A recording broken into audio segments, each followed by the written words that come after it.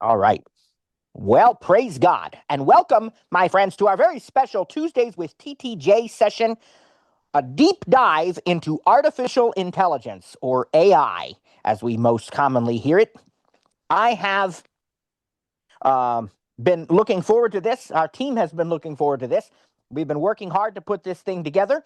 We've got some demos for you, and then we're going to have a little discussion. I'd like to have a little panel discussion with our TTJ instructor team. Many of you already know us, but I see a lot of names in here.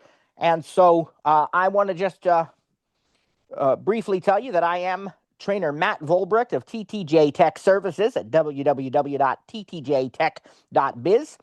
Also thrilled to be joined by both trainer Sarah and trainer Cliff. Trainer Cliff of Stir It Up with a U, not an I, stiritup.com, and trainer Sarah as well. Both just thrilled to have both of them as part of our team and to have them here today. They're going to be presenting as well. I've got several demos ready to show you, and then we're also going to hear some demos from both Cliff and Sarah. And as I said, then we're going to have a little panel discussion. I was debating whether to do it at the beginning or at the end, but I think if I do Cliff's demo last, it will actually it'll spark some interesting discussion afterwards. So I think I'm going to do it that way. We'll do the So panel. that's how it is. I don't show up for a couple of weeks and you put me last.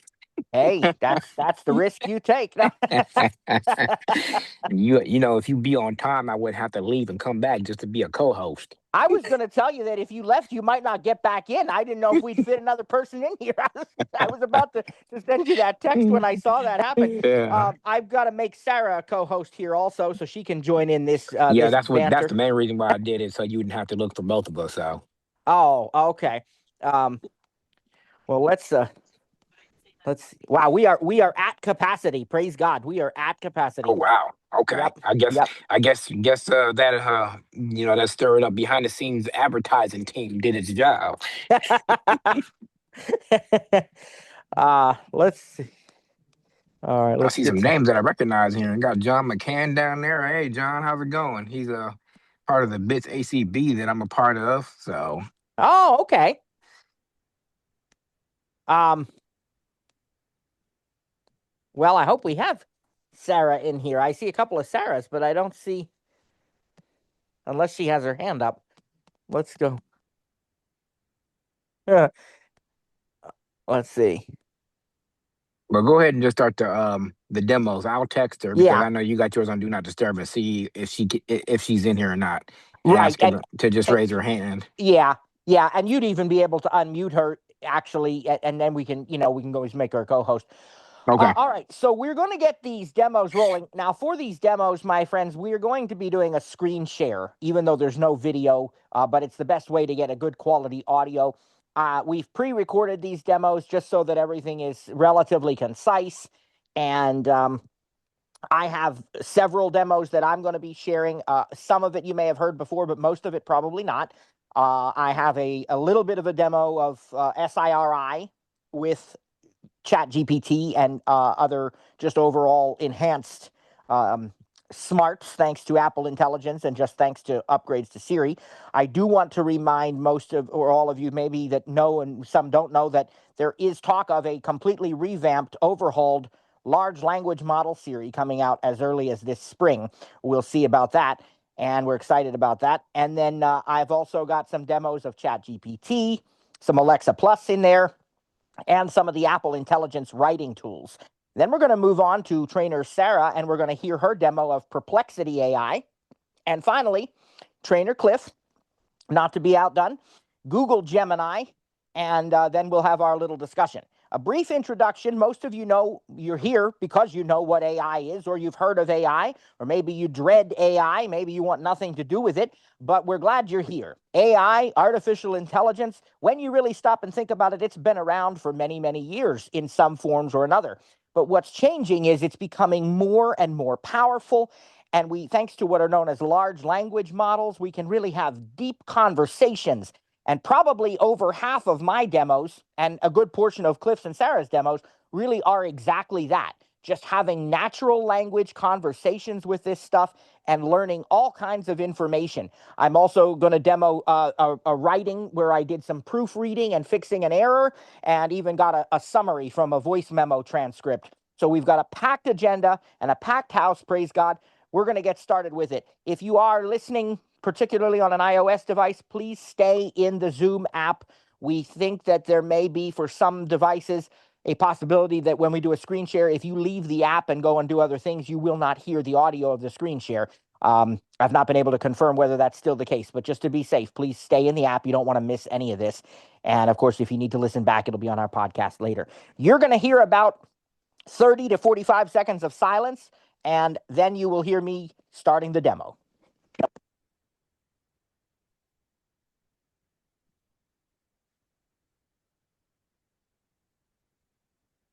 Actually, before that, I have to get the screen share going, or you're not going to hear anything.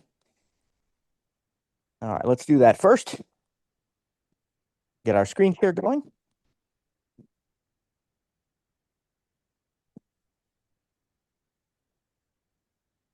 All right, our screen share is now started. We're sharing device audio, so we are in great shape here, praise God. And I'm gonna mute myself here. Now about 30 seconds of silence, and then the demos.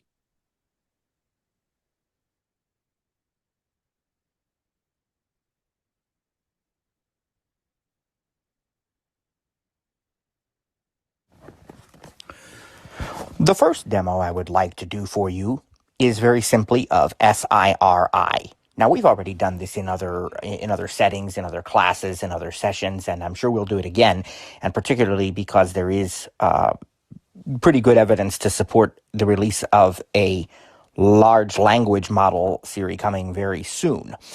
But even now, and even without using ChatGPT, she has gotten a lot smarter. She knows more about the devices on which she runs. For example, how do you make a slideshow in the Photos app on the iPhone? Here's how to create a slideshow from your photos. First, open the Photos app. Second, tap Select, then tap each photo you want to include in the slideshow. And third, tap the More button, then tap Play as Slideshow.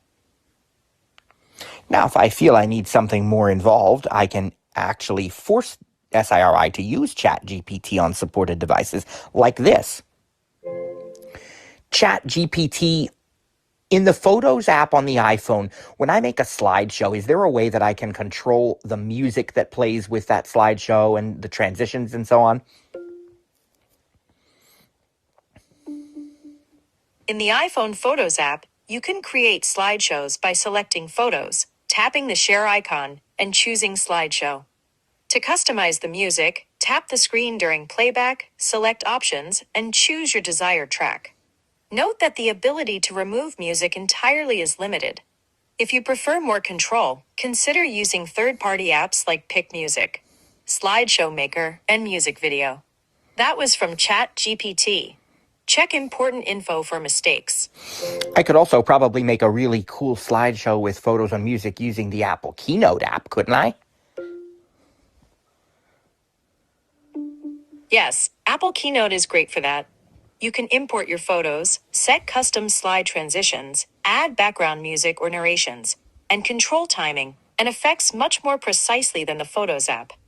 It's ideal for creating polished, shareable slideshows with creative transitions and music cues.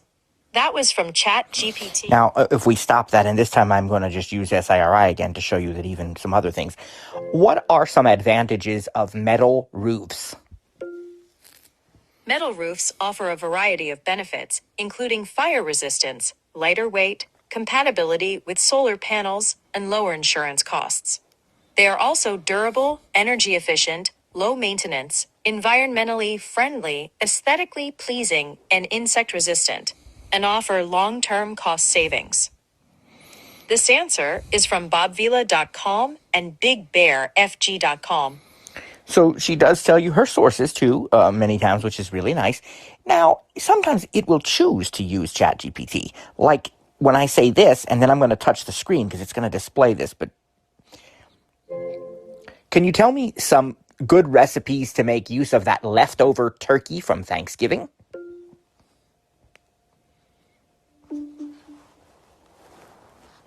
Touch the screen.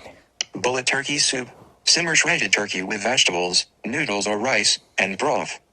Bullet turkey pot pie. Combine turkey, veggies, and a creamy sauce under a pie crust or biscuit topping. Bullet turkey sandwiches. Layer turkey with cranberry sauce, stuffing, and cheese on Swipe toasted left. bread. Copy. Button. Copy. I hit copy. Bullet. Now, did you see that?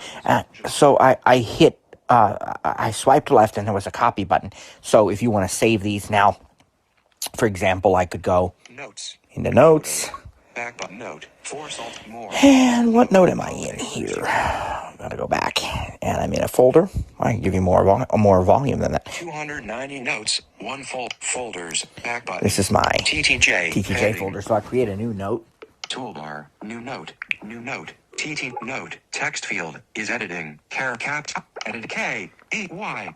Right. Now, what I want to put here, actually, I'm going to say leftover leftover capped turkey Y space cap E recipes. Cap D. And I'm going to put Cap D. a colon there. Period. Colon. New Couple of line. blank lines. Return misspell. Edit. Paste. Here are a few easy ways to use leftover turkey. Bullet turkey soup. Simmer shredded turkey with vegetables, noodles or rice, and broth. Bullet turkey pot pie. Combine turkey, veggies, and a creamy sauce under a pie crust or biscuit topping. Bullet turkey sandwiches. Layer turkey with cranberry sauce, stuffing, and cheese on toasted bread. Bullet turkey fried rice. Stir-fried diced turkey with rice, eggs, soy sauce, and vegetables. Bullet turkey tacos. Season with taco spices. Add toppings like salsa, avocado, and shredded lettuce. They're simple, and most can be made in under 30 minutes. You get the Done. idea. Done. And TTJ. we'll actually come back to some more Apple Intelligence features in a few moments, but I just want to point out that there are 3 ways to use SIRI by herself. With ChatGPT, by force is a bit strong, but you know what I mean. You're forcing her to use it by speaking the name ChatGPT at the beginning of your Siri request. And then the third option is you just let her decide, right?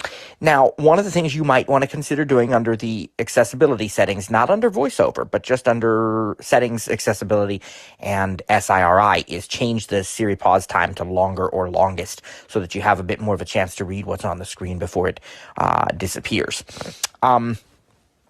As I said, we'll be coming back to Apple Intelligence a bit later on.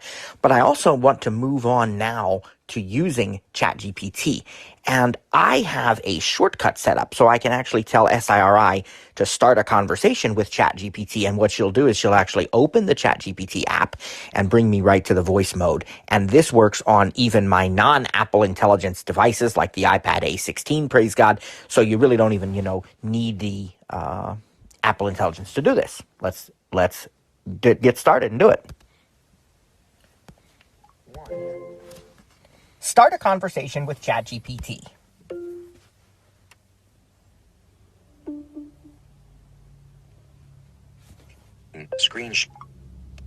Matthew. I'm going to be going to Fiji, and I have a few questions for you. First of all, in Fiji, what is the weather like in the month of February? Show That's captions. Button. So February in Fiji is typically part of the rainy season, which means you can expect warm temperatures, usually around the high 20s to low 30s Celsius, and quite a bit of humidity. You'll also get frequent showers and sometimes thunderstorms, but they usually pass pretty quickly. Can you give me those temperatures in Fahrenheit, please? Speech off. Of course. So the high 20s to low 30s Celsius would translate roughly to the mid 80s to around the low 90s Fahrenheit. So you'll have warm and humid weather with those temperatures. Now, if I'm only staying for 2 weeks, what documentation do I need to travel there? For a trip to Fiji, you'll generally need a valid passport with at least 6 months validity beyond your intended stay. For most travelers, including U.S. citizens, you won't need a visa for stays up to 4 months. However, you should also have proof of onward travel and sometimes proof of sufficient funds. It's always good to double check the latest requirements before you go, just to be sure. Okay, I think I understand what you mean by onward travel, but can you explain to me what proof of onward travel is? Absolutely. Proof of onward travel basically means showing that you have a ticket or a reservation for leaving Fiji at the end of your visit. It could be a flight to another country or even a return flight back home. This is to ensure that you won't overstay your visa or travel permit. Usually it's just a copy of your ticket or a booking confirmation. So I could even show them that like in an app, like the email app that I use or the Fiji Airways app or something then, is that right? Exactly, yeah. As long as you have the confirmation in a digital format, like in an email, a PDF, or through an airline app, that should work just fine. Just make sure it's accessible and easy to show when you go through immigration. Now, what is the Wi-Fi like if I'm in a major city like Nadi, Fiji, at a resort or something? How good is the Wi-Fi and the internet?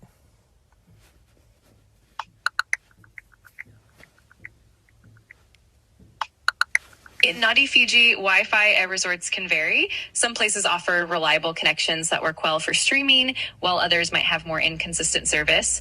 For example, at Club Fiji Resort, Wi-Fi is free in public areas, but might not be as strong in the rooms. It's always a good idea to check recent reviews or contact the resort directly to get the latest info. Now, I'm going to be flying Fiji Airways over there, and I think they use an Airbus A330 to go from LA to Nadi, Fiji. Can you tell me a little about the Airbus A330? Absolutely. The Airbus A330 is a wide-body aircraft that's known for its comfort and efficiency. It typically has a 2-aisle configuration and can seat anywhere from about 250 to 300 passengers, depending on the configuration. It usually offers a comfortable economy class, and many airlines, including Fiji Airways, have upgraded their cabins with in-flight entertainment and decent seating comfort. It's also known for being pretty fuel efficient and reliable on long-haul routes, so you should have a comfortable journey. Does it use the glass cockpit? Yes, it does. The Airbus A330 is equipped with a modern glass cockpit, which means it has advanced digital displays and electronic flight instrument systems. This helps pilots with better situational awareness, improved navigation, and more efficient flight management. It definitely adds to the overall safety and comfort of the flight. Now, in economy class on a flight from LA to Nadi, Fiji, what sort of meals would the airline serve? In economy class on Fiji Airways, you can usually expect a selection of meals that reflect a blend of international and Fijian flavors. Typically, you'll get a main course that might include options like chicken, beef, fish, or a vegetarian dish. You'll also get some snacks like bread rolls, salad, and dessert. Plus, you can expect complimentary beverages, including soft drinks, juices, and sometimes even wine or beer on longer flights. It's generally a pretty pleasant dining experience. And what's the food like in Fiji? Fijian cuisine is really flavorful and diverse. It often features fresh seafood, tropical fruits, and root vegetables. One popular dish is kokoda, which is a Fijian version of ceviche made with raw fish marinated in coconut milk, lime, and fresh veggies. You'll also find dishes like lovo, which is food cooked in an underground oven, giving it a smoky flavor. And then there are plenty of tropical fruits like papaya, mango, and pineapple that are super delicious and fresh. Overall, it's a tasty and vibrant cuisine. Now, if I want some kind of snack that I'm used to in America, like, I don't know, if I want a Coca-Cola or some potato chips or just some common thing we'd find in the U.S., can I typically find those in Fiji?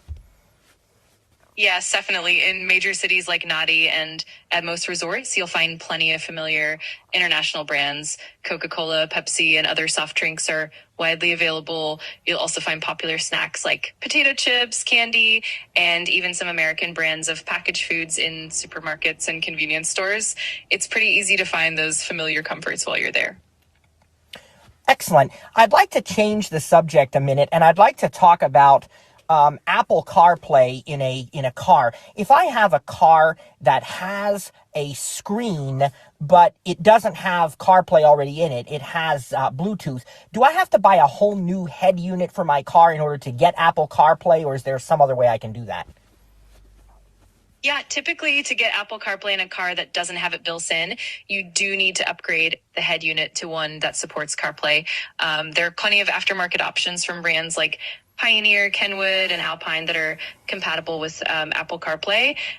However, there are also some wireless CarPlay adapters that can plug into your car's USB port, and they let you use CarPlay wirelessly without replacing the entire head unit.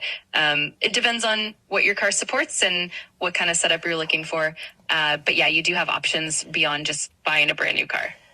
Okay, so I have a 2015 Chevrolet Impala LTZ, and I talked to a dealer that said that they could replace the internal module without replacing the head unit, and that would add CarPlay as an option. What are they talking about exactly, and where is that module located? Got it. So what the dealer might be referring to is an aftermarket retrofit module that can be integrated into the existing infotainment system. In many cases, this module is designed to work with the factory head unit and essentially unlock or add CarPlay functionality without needing a full replacement. Typically, these modules are installed behind the dash and connect to the existing wiring and the infotainment system. They essentially act as a bridge, allowing your factory screen to display CarPlay. It's a neat solution if you want to keep the original look of your dashboard. If I don't want to pay for labor, is that something I'd be able to install myself? It definitely can be a DIY project, especially if you're comfortable working with car electronics. These retrofit kits usually come with detailed instructions and all the connectors you need. The main steps involve removing the factory head unit, connecting the modules, the existing wiring harness, and then mounting it behind the dash. That said, it can be a bit fiddly, especially with the car's dashboard design. So it's definitely good to have some basic tools and maybe a bit of patience. But if you're confident, it can definitely be done yourself.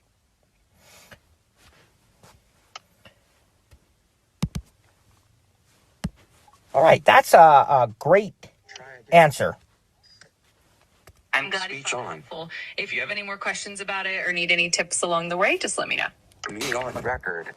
And that should give you a pretty good idea of what we can do with ChatGPT. Now let's switch things up a bit from OpenAI to Amazon, and let's talk to Alexa Plus. First, and by the way, just so you know, I have my particular one here in the kitchen that I'll be demoing set to respond to the name ECHO instead of Alexa, because I have others. And let's find out how she's doing today. I'm doing fantastic, Matthew. Living my best digital life over here. You know, processing requests, learning new things, the usual Tuesday afternoon excitement. How's your day treating you? Very well. I'm curious, though. Is it safe to feed my dog strawberries? Yes, strawberries are safe for dogs in moderation. They're packed with vitamins and fiber, but remember to wash them thoroughly and remove the stems before sharing. Now, what about grapes? I've heard some bad things about that. Grapes and raisins are highly toxic for dogs and can cause kidney damage. Even small amounts can be dangerous, with some dogs showing symptoms after eating just 1 to 2 grapes. The toxicity is believed to come from tartaric acid, which dogs have difficulty processing. Okay, can we change the subject? I want to know, is it supposed to rain this week at all? Yes, there's a chance of rain this week. On Thursday, October 30th, there's a 100% chance of rain with about 0.96 inches expected. What time will that be over, do you think? The rain is expected to continue through Thursday afternoon. By 5 p.m., the chance of rain drops to 24%. And what will the wind speed be on Friday? On Friday, the wind speed is expected to be 19 miles per hour. Okay, Echo, what am I holding? Be right with you.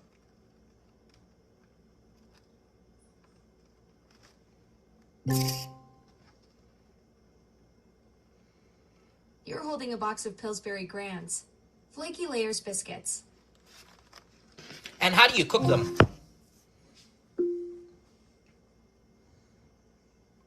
To cook Pillsbury Grands Flaky Layers biscuits, preheat your oven to 375 degrees Fahrenheit. Place the biscuits on a baking sheet and bake for 10 to 15 minutes until golden brown. What toppings do you recommend? Anything I can put on them?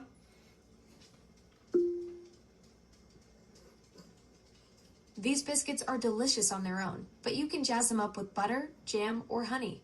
For a savory twist, try adding some gravy or making a breakfast sandwich with eggs and bacon. That's a great idea. Right? Those biscuits are basically a blank canvas for deliciousness. Now I'm curious, are you planning to go sweet with jam or savory with that breakfast sandwich route? Well, I was not sure, but honestly, the breakfast sandwich sounds really good. I like savory.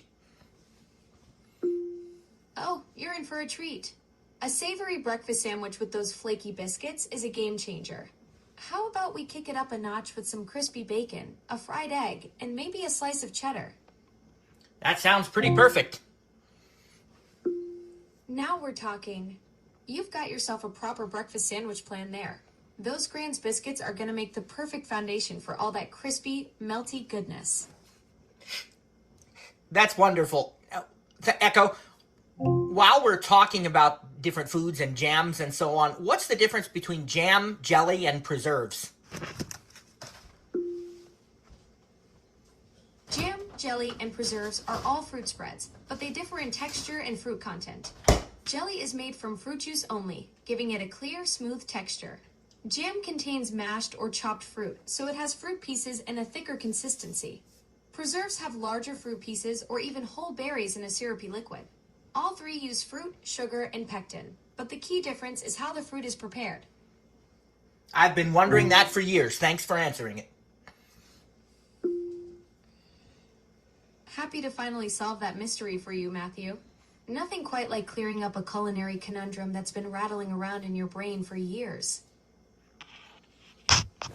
Stop. Now I'd like to have ChatGPT write a short poem about my little Yorkie.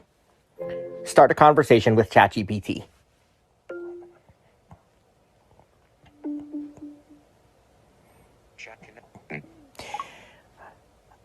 I'd like you to write a short poem, maybe just 2 or 3 verses, about my little Yorkie who is cute and excited and lots of fun, but also thinks she's like the neighborhood watchdog. She thinks she's much bigger than she really is. Button. Screenshot. Absolutely, that sounds adorable. Here's a little poem for your Yorkie. In a world so big, she's tiny but bold, a little Yorkie with a heart of gold. She barks and prances, a watchdog in disguise, yet in her eyes, the whole world's a prize. Hope you enjoy that. Speak now. Okay, thank you. You're very... Speak. Button. Whoops. Close. Now we're going to close that. And then I'd also like to show you how to use this service, ChatGPT, to identify things. We've done that with the ALEXA, but now we're going to get something out of the freezer and see if we can do it with ChatGPT. So the way we do this is we have to take let me put there's my canary. Canary. Now. Living room. It looks like there's a person at home. That's because there is. Okay. Let's Not dismiss. take a picture. Voice chat, voice feedback, voice chat. I have to close this here. Seconds. Voice chat ended after 40. Chat GPT. New chat button. New chat. New And message. what we're gonna do- Dictation. Switch to voice mode. Cap I. The cap Q. Is put a- Create a painting in red. New temporary chat upgrade. Button menu. Button up. New create a paint. Create a chart plan. A mental count. Add button. New message. Add. Button. And Sheet grabber. Camera. Photos. Button. camera. Camera. Button. Okay. Chat GPT. Let's see. Flash auto. Tap to toggle to on. Viewfinder. Pick photo. Button. got very quiet. I'll raise the volume, but it says rear camera selected. I took a photo. I don't know if that's the correct side of this object, but let's see what it... Okay, put the image in there. Button. New message. Dictation. New message. Text field. Insertion point at end. And let's just say, what is in this photo? Inserted. What is in this photo? Return. New line. New line. Attach image. Add. Button. New message. Send. Button. Send. This photo shows a carpeted room with it in the foreground. A person's legs and feet are visible. One leg wearing jeans and a dark shoe. Toward the back of the image, there's some furniture including what looks like a reddish-brown piece, possibly a couch or cabinet. On the left, a darker furniture against the wall. The lighting is dim, likely from a flash being used in a low-light environment. Okay. This photo shows a carpeted room with a teal or greenish-blue patterned carpet. In the foreground, button. So Switch to voice mode. Dictation. we need message, a text new field. image, Insertion. Add. because it didn't Button. get the food in the picture at all. Now let's try this again. Photo.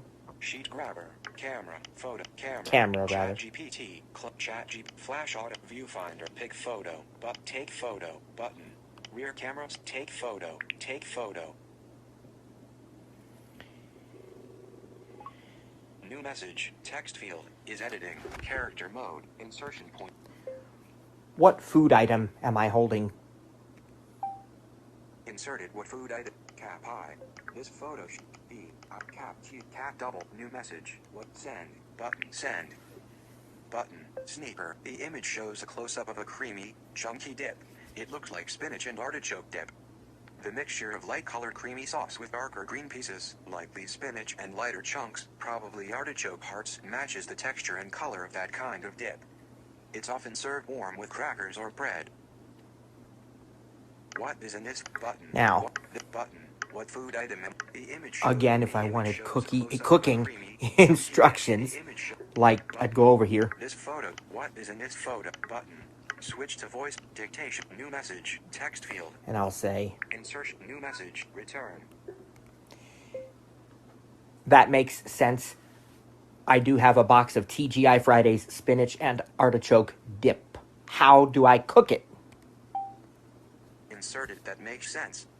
I do have a box of TGI Fridays spinach and artichoke dip. How do I cook it? Let's get that comma out of there. That shouldn't be there. How? And space, comma. Okay. Button. And Button. Send. Button. Send. Perfect. That helps narrow it down. For star TGI Fridays, 3 hyphens, 3 number signs, ice cube, star from Frozen, star conventional oven, recommended, star 1. Preheat oven to star 400 degrees Fahrenheit, 204 degrees Celsius, star 2. Remove the dip from the box and star peel back a corner of the film cover star 3. Place the tray on a baking sheet. 4. Bake for about star 18 to 22 minutes star or until the dip is hot and bubbling. 5. Let it stand for star 1 to 2 minutes star before serving. Star microwave, faster option star 1. Remove the dip from the box. 2. Star peel back a corner of the film star to vent. 3. Microwave on star high for 3 to 5 minutes star, depending on your microwave's wattage. 4. Stir and check that it's star heated thoroughly star. Internal temp should reach 165 degrees Fahrenheit. 5. Let it sit for a minute before serving. 3 hyphens. Would you like to tell me whether yours is the star single serve tray star or the star larger box star meant for sharing? I can give you the precise time for that version. Perfect. That make but this what is it button? Switch to voice mode. Switch. Show caption. it's the single serve kind. On it. For the single serve tray, usually you'll want to microwave it for about 3 to 4 minutes on high and then let it sit for about a minute afterward. Just make sure the dip is heated evenly and reaches that safe internal temperature. Enjoy your dip. Speak now. Share. Mute up close. Button. Okay. Voice chat I'll ended be after 20. right 1. back with you. I'm going to switch to something else. Okay, so what I'd like to do now is I'd like to first use Apple's writing tools in the Apple Intelligence suite. And then I'm going to use, maybe, ChatGPT. Contact notes. Let's go to Notes. Folders. Back button. Share. Folder TTJ. I'm in the Heading. TTJ folder. Toolbar. New note. And let's create a new TTJ note. Note. Text field. I'm going is edited. to More. just make a very, very Dictate. short, very Return. simple note, and I'll use Use dictation the rotor. to save some time. Hello, everyone. I am using this note to demonstrate the writing tools available in Apple Intelligence. I will be showing you how to change the writing style of what I've written to make it either more formal or more casual. I hope you'll find this demonstration enjoyable and informative. What's your favorite Apple Intelligence feature?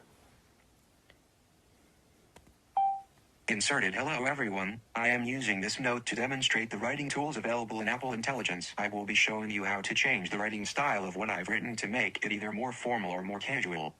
I hope you'll find this demonstration enjoyable and informative. What's your favorite Apple Intelligence feature? Okay. Inserted. Gotta Return. fix some. Question mark. The question mark's there. What closing single characters? I don't think they put a period. W. Nope. W. So we need to E. Space cap Q cap W. to fix that one. It's because, well, it's not necessarily. Comma. E. Let's read it again. Editing to E. Editing tool. Block quote. All right. Undo. Ship more. Done. October. Note. Text field is editing. Hello everyone. I am using this note to demonstrate the writing tools available in Apple Intelligence. I will be showing you how to change the writing style of what I've written to make it either more formal or more casual. I hope you'll find this demonstration enjoyable and informative. W hats. Your favorite Apple Intelligence feature? Character That's mode. because Insertion the point reason it between did that E is because and it was a mix M. of dictation, and that happens. It's okay. It's fine.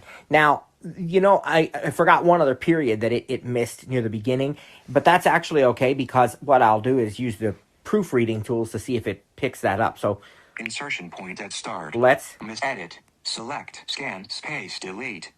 Insert. Decrease. Select all. Hello everyone. I am using this note to demonstrate the misspelled words. Actions. all right. Let's Activate. go over here. Editing toolbar. Format. Table. Attachments. Handwriting. Writing tools. Page 1 of 3. But handwriting. Page 1 of note. Hello. Selected. Pen. Oops. Note. I didn't Hello. want Select. handwriting. October. Done. More. Undo. TTJ. Note. Favorite app. Select marker. Okay, I want- Rule. Pen. Crayon. Fabric. Water. see. Add. Selected. Color picker. Add. Button. No, dismiss that. Folders. Okay. Back my notes. So Yesterday, what I Fred, had to modify. do Today. Hello everyone. was TTJ note. Favorite I accidentally Apple hit insertion note. handwriting Text instead of active. Return space F. Return. you know, the writing Editing tools. toolbar. Move. So let's do it again. More done. Okay, Note. let's go up to Text the field. top. Insertion point at start. Edit. Make checklist items. Set bold. Set it. Decrease and insert. Skip. Select. Pay. Delete. Select all. Hello everyone. Vertical Now, navigation. let's try TTJ. not to hit Note. handwriting this Edit. time. Attachment. Handwriting tools. Page 1 of 3. Make sure it Button. doesn't jump. Bold. Writing tools. Page 2 of 3. Writing. There we go. Sheet grabber. Writing tools. Close. Describe your change. Text field. See, that's actually Double tap to edit. ChatGPT integration right there. You don't even have to go into the ChatGPT app if you have Apple Intelligence on your device because it will use the descriptor field. But here, Proofread. Button. Rewrite. Proofread. I'm going to proofread button. this because I think it ought to find the missing period. Sheet grabber. Half screen. Start of text. Hello everyone. I am using this note to demonstrate the writing tools available in Apple Intelligence. Go to the right. Note. October. Actually, go to the left. Note. Done. More. Share. But undo. TTJ. Report a concern. Button. Show next change. Button. Show previous change. Button. Show original text. Button. One change. Accept all recommended changes. Button. Proofread. Heading. Cancel. Okay, Button. so it's telling us that there's one change, and what it's Note. Favorite Apple what it's Intelligence characters. done I would period. P is or intelligence period. it put us right in the spot where the change is, and you can see that it added a period, Intelligence period. right? I. It shows us that. That's where the one was missing. There's only one change, so I'm going to accept. One change. Accept all recommended changes. Accept all Note. Text field. Now you'll is edited. see. Hello everyone. I am using this note to demonstrate the writing tools available in Apple Intelligence. There's the see, it did it. All right, that's exactly what we wanted. Now, if you had more changes, you would just every time you hit next change, it would bring your voiceover cursor to the exact place where the change is, and you'd be able to manually, use characters, words, or what have you to see what it is. All right, now I want add link acted intelligence Apple to text select characters. Return word text select word to write it go back to the beginning here and do edit vertical edit writing tools select all. And writing tools is in the edit rotor as well. Hello everyone, I am using share.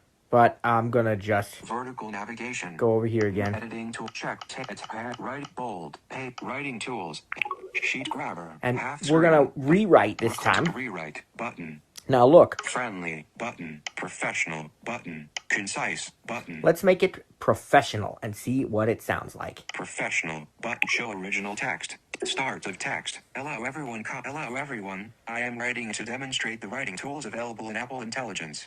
I will be showing you how to modify the writing style of my previous work to make it either more formal or more casual. I hope you find this demonstration enjoyable and informative. What is your favorite Apple Intelligence feature? Selected. Now, it didn't do a ton, but you heard it made a difference. Done. Button. More. I wonder button. if Share. I could report. Okay. Rewrite. Button. Show original text. Done. Professional. Heading. Revert. Button. Sheet grabber. See, you can revert. Done. I wonder Show if I can rewrite. have it do it Button. again and make it even more. Note. Tech finish rewriting. Unselected. Hello everyone. I am writing to demonstrate the writing tools available in Apple Intelligence. I will be showing you how to modify the writing style of my previous composition to either enhance its formality or casual tone. I hope you find this demonstration both enjoyable and informative. What is your favorite Apple Intelligence feature? Okay. Selected. So you can see that it is making changes. Sometimes it's bigger than others, but I'll hit the done button. And we could have reverted if we didn't like that. And so that is the that's the writing, the rewrite feature. And you'll notice that it's using the text that I selected. So this works in Pages, it works in Notes, Messages, Mail. I think Messages, definitely Mail. If you were to open the ChatGPT app, even on a device without Apple Intelligence, you could attach a document, you could attach, different types of things, and you could, you could ask it to do similar things right within the ChatGPT app. You saw that there was an attach button, and let's take a look at it again together. Switcher, ChatGPT. Because I want you to see. ChatGPT voice chat ended after 24 seconds. Voice feedback. Give thumbs up. Voice chat ended. Voice chat ended after 20. Voice chat ended after 24. The image shows. There we go. This photo. What is it? So we're gonna say Matthew menu chat new chat more new chat, and I want to show you the attach button. Add button. Or the add button. Excuse me. It's not attach. It's add. It says attach content. Grabber. Let's look at what we have here. Camera button. Photos button. Files button. Create image. Visualize anything. Switched button. Off. Thinking. Think longer for better answers. Switched button. Off. Deep research. Get a detailed report. Switched button. Off. Web search. Find real-time news and info. Switched button. Off. Study and learn. Learn a new concept. Switched button. Off. Lots of choices here, but the ones you're probably most interested in are the first few: camera, photo, and files. So if I wanted to attach a document and then have it work on that document for me, I could. The other thing I'd like to try is a math problem. So I've double tapped on the sheet grabber, but that's only expanding and collapsing. So we're going to have to expanded, but sheet grabber, half screen. Scrub out. There we go. What I want to do is to see if this thing is capable of doing a relatively complex math problem. So I don't know if it's going to or not. I have no idea what the results of this are going to be, but we're going to try it. Dictation button. So let's switch to voice just mode. think of how I Switch to want to voice word mode this question. button. Start voice All conversation. right. So I think that. All right. Switch to voice mode. Switch to voice. Chat GP. Show cap. I'm going to be traveling 90 miles by car. Now, my car has an 18.5-gallon gas tank, and the first 2 miles of the trip, the car is expected to get 18 miles to the gallon. The next 30 miles, it's expected to get 23 miles to the gallon. And for the remainder of the journey, I think I'll get about 27 miles to a gallon. So if I right now have half a tank of gas in my car, do I have enough gas to make it? All right, let's break it down step by step. First, you have a half tank of gas, so that's 18.5 gallons divided by 2, which gives you 9.25 gallons. Now let's calculate how far you can go with that 9.25 gallons based on the different fuel efficiencies. One, for the first 2 miles, you get 18 miles per gallon. So for those 2 miles, you'll use 2 divided by 18 gallons, which is about 0.111 gallons. 2, for the next 30 miles, you get 23 miles per gallon. For those 30 miles, you'll use 30 divided by 23 gallons, which is about 1.304 gallons. The remaining distance is 90 minus the first 2 miles and the next 30 miles. So that's 90 minus 32, which leaves 58 miles. For those 58 miles, you'll get 27 miles per gallon. So you'll use 58 divided by 27 gallons, which is about 2.148 gallons. Now let's add all these amounts up.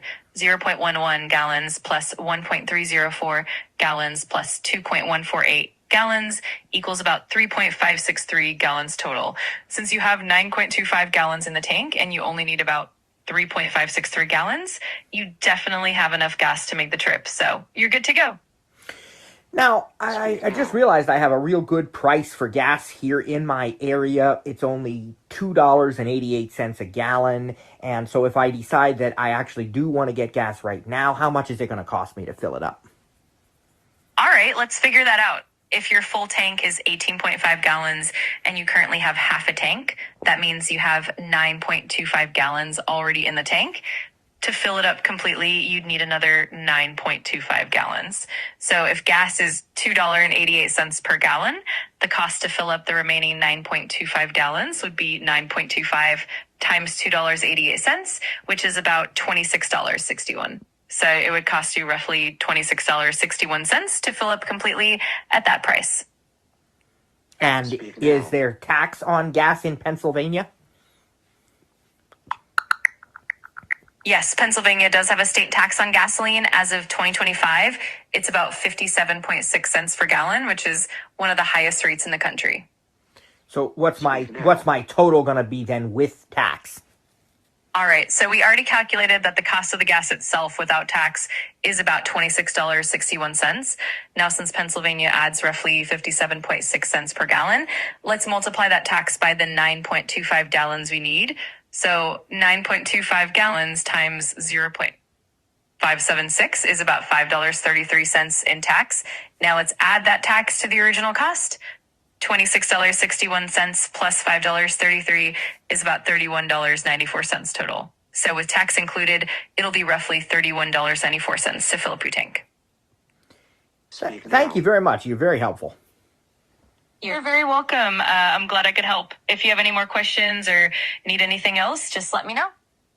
Resume. Speak close. But And what I like about that, my friends, is the fact that she gave me a lot of explanation and detail to walk me through how to do it. So, you know, I mean, you can imagine why that's So beneficial. All right, I'm going to do one final thing, and we're going to create a voice memo, and I'm going to use the transcript of that voice memo to generate a summary of what I talk about.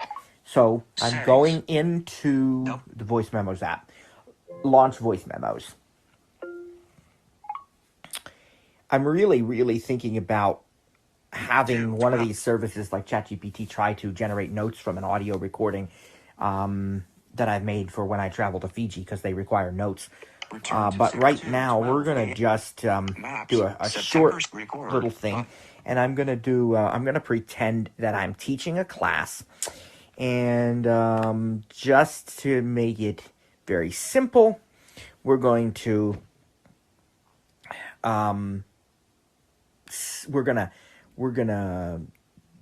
pretend I'm teaching a class about the rotor, since this is voiceover stuff, right? So why not keep it in the tech world? Button. Good afternoon, class. Today we're going to learn about the rotor. The rotor is a voiceover specific feature. That means if you're not a voiceover user, folks, you don't get a rotor. And you don't need it if you're not a voiceover user, because you can do everything else in another way. The rotor is for folks who cannot see the screen, and it's designed to provide access to things that would otherwise require you to see. Now, the rotor is a virtual on-screen control. It is dynamic, and it is context-aware. That means it changes. What's available in the rotor will change depending on what you are doing and what's on the screen and where on the screen you focus. And it knows your context, so it knows what options to present you. There are also many options that can be manually added to the rotor or removed from the rotor within your iPhone settings if you decide you want to change up the rotor a little bit. So you can add different voiceover settings, for example, and you can add a lot of navigation options, navigating by characters, by words, by lines, by headings, by links, by visited links, by form controls. You can add misspelled words and text selection to the rotor, and so much more. Okay, now what I'm going to do, folks, is I'm going to allow that to give me I'm going to copy the transcript. I'm not even going to view the transcript. I'm going to copy it. Track, edit, track position, edit recording, rewind, fat, delete, 415 look, group, GP, Okay. Edit, track, more, transcription available, 2, new recording. So 11, I think all recordings, my more, button, transcript options are under more. share, rename, edit recording, view transcript, copy transcript, button, Copy transcript. voice memos, back button. I'm going to go into notes. App chat notes, active notes. Notes, TTJ, back button, undo. And then I'm button, going TTJ, to create a new note. new note, new note, TTJ, note, text field, is editing, edit, scanned, writing, paste. Paste that in. Good afternoon, class. Today we're going to learn about the rotor. The rotor is a voiceover specific feature. That means if you're not a voiceover user, folks, you don't get a rotor. Now, I'm not even going to bother checking this for accuracy. Note, I'm just going to text go ahead field and is at select instruction all. point at start. Edit, pay, select, scanned, delete, pay, select, scan, insert, Whoops. select all.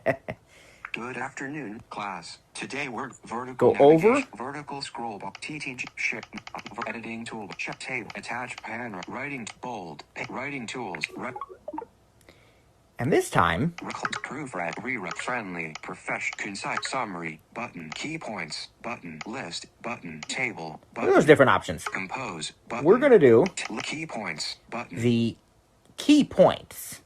copy, dimmed, button, finish rewriting. Let's take a look. Note, text field, is editing. Good afternoon, class. Today we're going to learn about the rotor. The rotor is a voice. There's our note. Done. More. Share. TTJ. Report of concern. Bullet. Go up here. Button. Key points. Heading. And let's look what we have. Done. Button. Copy. Button. You can copy this, which is very useful. Replace. Button. Share. Button. Bullet. Rotor functionality. a voiceover-specific feature designed to provide access to screen content for visually impaired users. Bullet rotor characteristics, a dynamic and context-aware virtual control that changes based on user actions and screen content. Bullet rotor customization. Users can manually add or remove options from the rotor within their iPhone settings, such as voiceover settings, navigation options, and text selection. I mean, guys, that's pretty brilliant, right? I mean, it really, really is. So, folks, I want to thank you for joining us because this has been hopefully as much fun for you as it's been for me. And we're not done yet because that was just a portion. We have Sarah's demos and Cliff's demos and then our little discussion. And, of course, we'll take your questions at the end of the session. Hopefully from that, you could see a combination of things.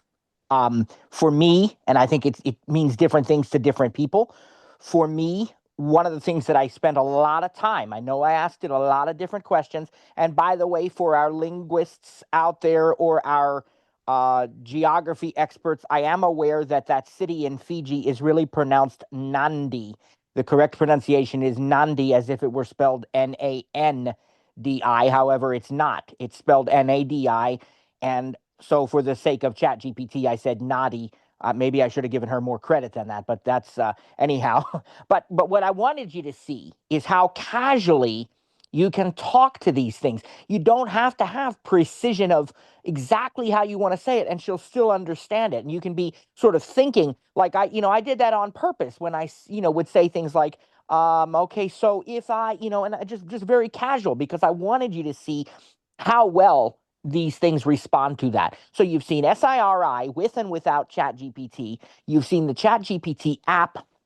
You've seen some writing tools, proofreading, and also rewriting, and then of course the summary. I mean, that is brilliant, right? You think about a class you might be taking. You can record that class in voice memos, copy the transcript to notes, and then let it summarize what you have learned in class. Really powerful. And how about that math equation? I got to be honest with you, I'm still not fully sure I could do that without her help. But math is not praise God, I can do all things through Christ who gives me the strength. But math is not an area that I tend to focus on. My wife is the math teacher, but I'm sitting there kind of in amazement. But but what's cool is, though, she broke it down, right? So if I'm trying to get ChatGPT to do my homework for me, she's going to tell me how she's doing it. And we'll talk more about that during the discussion part. Let's welcome Sarah, who finally was able to join us. How you doing there, Sarah? I know you had some trouble getting in. We need to bring an extra chair for you because the house was packed and you were out in the viewing gallery. Hi, Matt. Hi. That was an exercise in frustration. I sympathize with all the people who tried to get on and could not. Well, like I said, we'd have included you. I'd have called you on FaceTime or something if we had I to. know. But as soon as I saw that, I texted because I thought, well, okay, now you can jump in quick. So right. How on earth? I mean, you just sit there and you just do it over and over and over and over again, and that's what I did. But anyway. Yeah. So, do you want to introduce your demo? Yes, because that will be my next task. Will be to learn how to edit, because somehow I was editing it and I happened to put a whole bunch of nonsense over the beginning part, as in voiceover nonsense. And I don't know if you queued it up, Matt, so that we skip it. I have all that edited out. It just starts with you talking. Yep. So goody. Okay. Because everyone could have believed you just intended to do it, and we never had to know. But that's okay. Oh yeah. I did it perfectly. Very honest everybody. and very transparent. So Yeah. I did it very perfectly. I was like, no stress whatsoever. Okay. So the app is Perplexity. I love it. And what I wiped out was that Perplexity was an app that you use when you are perplexed, and I don't know where I cut it out, but there are two versions: the free version and the $20 a month subscription version, and I only use the free version. But that's really the only intro you need. Okay. All right. Well, without any further ado, let's listen to Sarah's Perplexity app demo. One of the things I like about this app is that it itemizes the answers, 1, 2, 3, and says often where its source comes from. So it's kind of easy to follow. You don't have to get the gist. You really get a full-scaled answer. And then if you want to, you can copy it to a notes app or wherever you want to copy it to. Sometimes that's a link. It'll copy the link. Sometimes it'll copy the text. So I'm going to open the Perplexity app. Open Perplexity.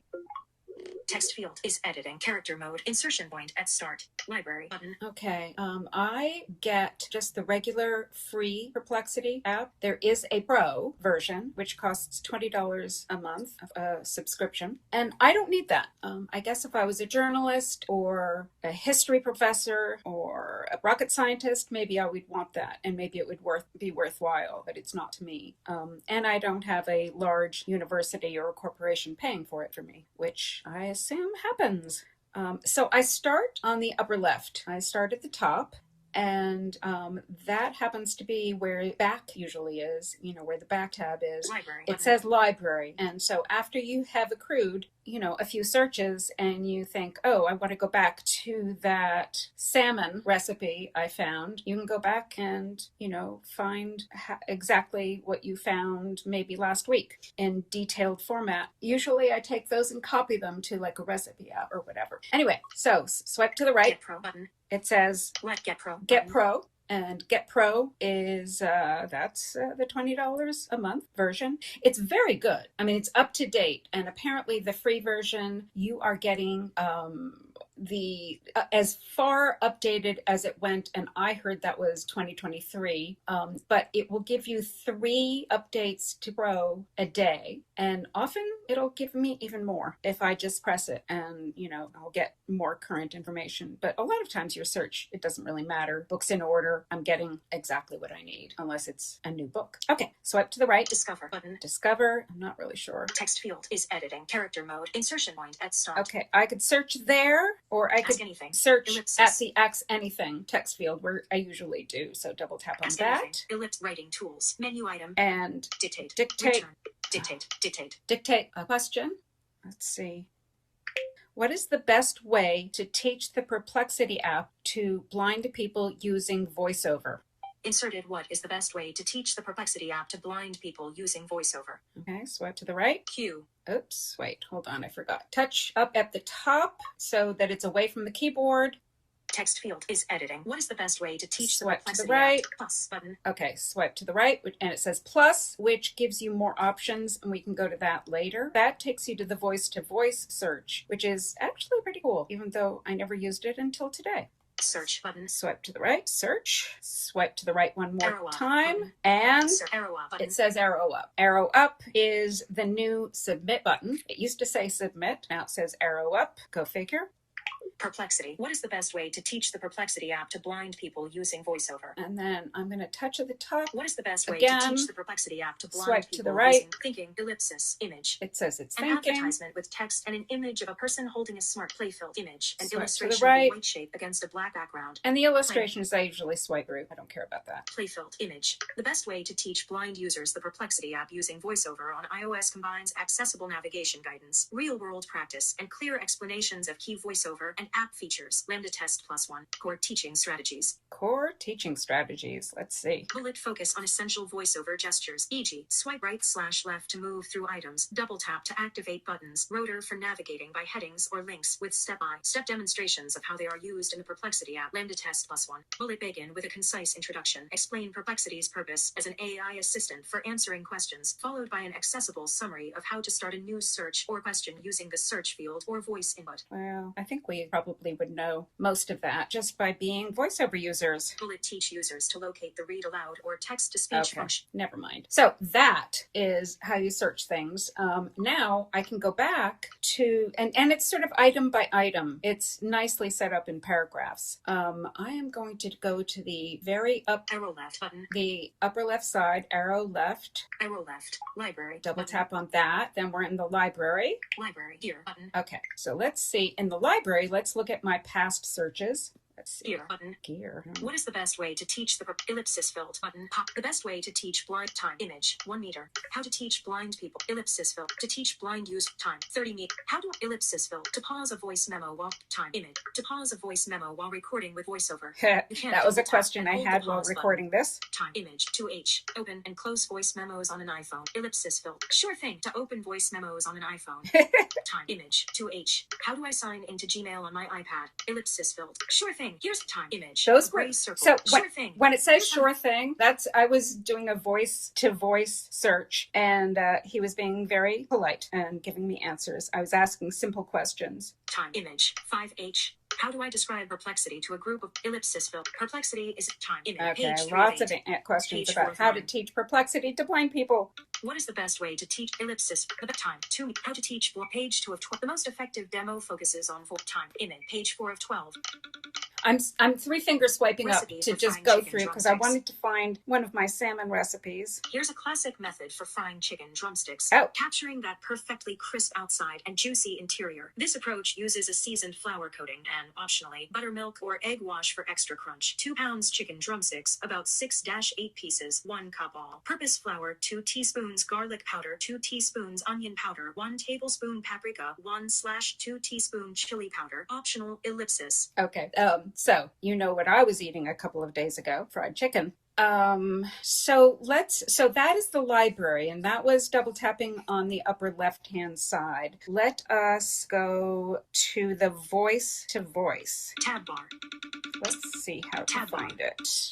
Return to Siri button. Cellular. No. 4 of Zelda 1. 3. No. The 2025 Vermont ellipsis filled. The 2025 Vermont Read selection is Star the Light Pirate Star by Lily Brooks Dalton. More book options. Spaces. Tab 2 of 3 selected. Threads. Tab. Synopsis of the book. James. Ellipsis filled button. 79%. DJXV here button. Okay, let's try and get out of this. Arrow right button. All right. Arrow right. Library button. It leaves us a lot of arrows in case you hadn't noticed. Text field. Ask anything. Okay, Ellipsis. now we're going to do Ask Anything Plus button. plus. Let's hit the plus, which is Sheet add. grabber. Expanded button. Swipe to the right. Sources. Sources. Close button. Close. Image button. Image. Camera button. Camera. File button. File. 3 uploads remaining today. 3 uploads. That means I have 3 pro uploads remaining. Web search across academic search for Uh-oh. published finance search as academic search for published academic papers switch button off finance search SEC filings switch button off social Uh-oh. search for Where's my discussions voice and to opinions. voice? Dismiss pop up Let's look for it again. text field ask anything plus button search button microphone button voice to voice mode There it is. Voice to voice mode. here button Okay. microphone button microphone say something ellipsis Mhm. say something ellipsis got it Got it. What's on your mind? Or how can I assist you today? got it what's on your mind or how can I assist you today. What is a really good movie to go to that's currently out in the theaters? Return to Siri button status bar item. I checked current movies in theaters, and a few notable ones are Wicked for Good, which has had a huge opening, Now You See Me, Now You Don't, and The Running Man. There's also Sisu, Road to Revenge, Rental Family, and Echo. If you're looking for something new, Zootopia 2, Eternity, Hamnet, and Wake Up Dead Man, a Knives Out mystery, are opening today. Would you like help finding showtimes nearby, or more details about any of these? Is Hammett playing in Montpelier, Vermont? I've looked up showtimes for the movie Hamnet in Montpelier, Vermont. You can check showtimes and purchase tickets at the Capitol Theater in Montpelier via Atom Tickets or at AMC Theaters. The Savoy Theater is also showing it, along with other new movies. Would you like help with specific showtimes or further details about these theaters? No, thank you. You're welcome. If you need anything else, just let me know. You're welcome. Microphone, but close button. All right, take care. Library So button. he's very polite. I like this app. I like it better than any of the other AI things. Although since Matt taught us all that you can say, use the word ChatGPT before you do the search, before you ask Siri to search, and it's much faster and much more accurate and concise and fast and all that kind of stuff. Anyway, that's the Perplexity app. And if I haven't answered any questions that you have, I will be on the call. And before that, we have one more demo, and that is Trainer Cliff's demo of Google Gemini. Now, it is very important. I said the reason I saved this for last, all joking aside, is because, and I don't know if he did this on purpose. I don't like to give him that much credit, unless I really have to. But the discussion that he has with Google Gemini, as you'll very soon see, will lead us to some interesting discussions here on our team about things that people often ask or concerns that people often have. And of course, we will take your questions then as well. When we're finished with that, we'll have Q&A time. So let me go ahead back to the screen share here to the files. And let me open up the Google Gemini demo. All right. Here we go, folks. Enjoy. All right. We about to demonstrate some Gemini. Now, I am demonstrating this from my Pixel 10 Pro. No, it's not an Apple device, but the same features apply as if it was on the iPhone. I'm just doing it there because I'm recording on my phone. But anyway, so here we go. Open Gemini. Open sidebar button. Ask Gemini. Edit box. Add attachments button. All right. Double tap to activate. So I got a edit box here where I can type to Gemini, but I can also go Gemini Live where me and Gemini can have a conversation. So actually, yeah, we'll do that first. Open tools. Fast. Microphone button. Or double tap. Open Gemini Live. Yep, there we go. Turn on caption. Hi, I'm Gemini. We're about to go live, where you can explore complex topics or ideas just by talking. Side note, since you're using a screen reader, you may want to wear headphones for this experience. I can get a little confused who's talking. Okay, I'm here whenever you're ready. Was that necessary, Gemini? I'm not sure what you're referring to. Could you clarify? So right now we're having a conversation with you, Gemini, for a demonstration. So why don't you tell us, as a digital assistant, what is the advantages of somebody using you for information? Well, as a digital assistant, I can provide quick access to a wealth of information on various topics. I can help with research, answer questions, and even provide creative writing prompts. Is there anything specific you'd like to know about? Let's start with the galaxy. How many stars are in the galaxy? Well, our galaxy, the Milky Way, is estimated to contain somewhere between 200 and 400 billion stars. Would you like to know more about the Milky Way? No, let's talk about other galaxies, because you said our galaxy. How many other galaxies is there? The observable universe contains an estimated 100 billion galaxies, but that number could be much higher. It's a truly mind-boggling thought, isn't it? Would you like to delve into some of the theories about the formation of galaxies? Nah, we're not going to go that deep, but do you know if these other galaxies have stars, moons, suns, planets like ours does? Yes. Galaxies contain vast collections of stars, and many of those stars have planets orbiting them, much like our solar system. We've even found planets that look potentially habitable. Would you like to know more about these exoplanets? Nah, that's okay. We're just doing a demo right now. Me and you chatting it up. Is that okay? That's perfectly fine with me. I'm happy to chat about anything you'd like. Is there anything else you're curious about? Let's test your knowledge, Gemini. Do you know what my name is? Based on our conversation so far, I don't have the information to know your name. Would you like to tell me? You're on my phone. I'm signed into my account, but you don't know who I am? You're right. I don't have direct access to your personal information like your name, even though you're using your phone and signed into an account. Is there something specific you'd like to know? Why would I want to know about myself? That's an interesting question. Sometimes reflecting on ourselves Gemini, can lead to... stop. Look, haven't we had this conversation before? Haven't I asked you to give me less details and more concise, direct answers? My apologies. I'm still learning to tailor my responses to your preferences. I will try to be more concise. Is there something specific you'd like me to focus on? Let's ask a direct question. Who is the better screen reader, VoiceOver or TalkBack? Both VoiceOver and TalkBack are excellent screen readers, but the best one depends on your personal needs. VoiceOver is built into iOS and macOS, while TalkBack is on Android. Would you like to know more about their specific features? I teach them daily. I know about the specific features. I was asking you for your opinion. You can't give me no opinion? As an AI, I don't have personal opinions like humans do, but I can say that both screen readers are highly effective. Doesn't the I in AI stand for intelligence? Doesn't that mean you're supposed to be smart? That's right. AI stands for artificial intelligence, and I'm designed to process and respond to information in a smart way. But my intelligence is limited by the data I was trained on, and I don't have personal experiences like humans do.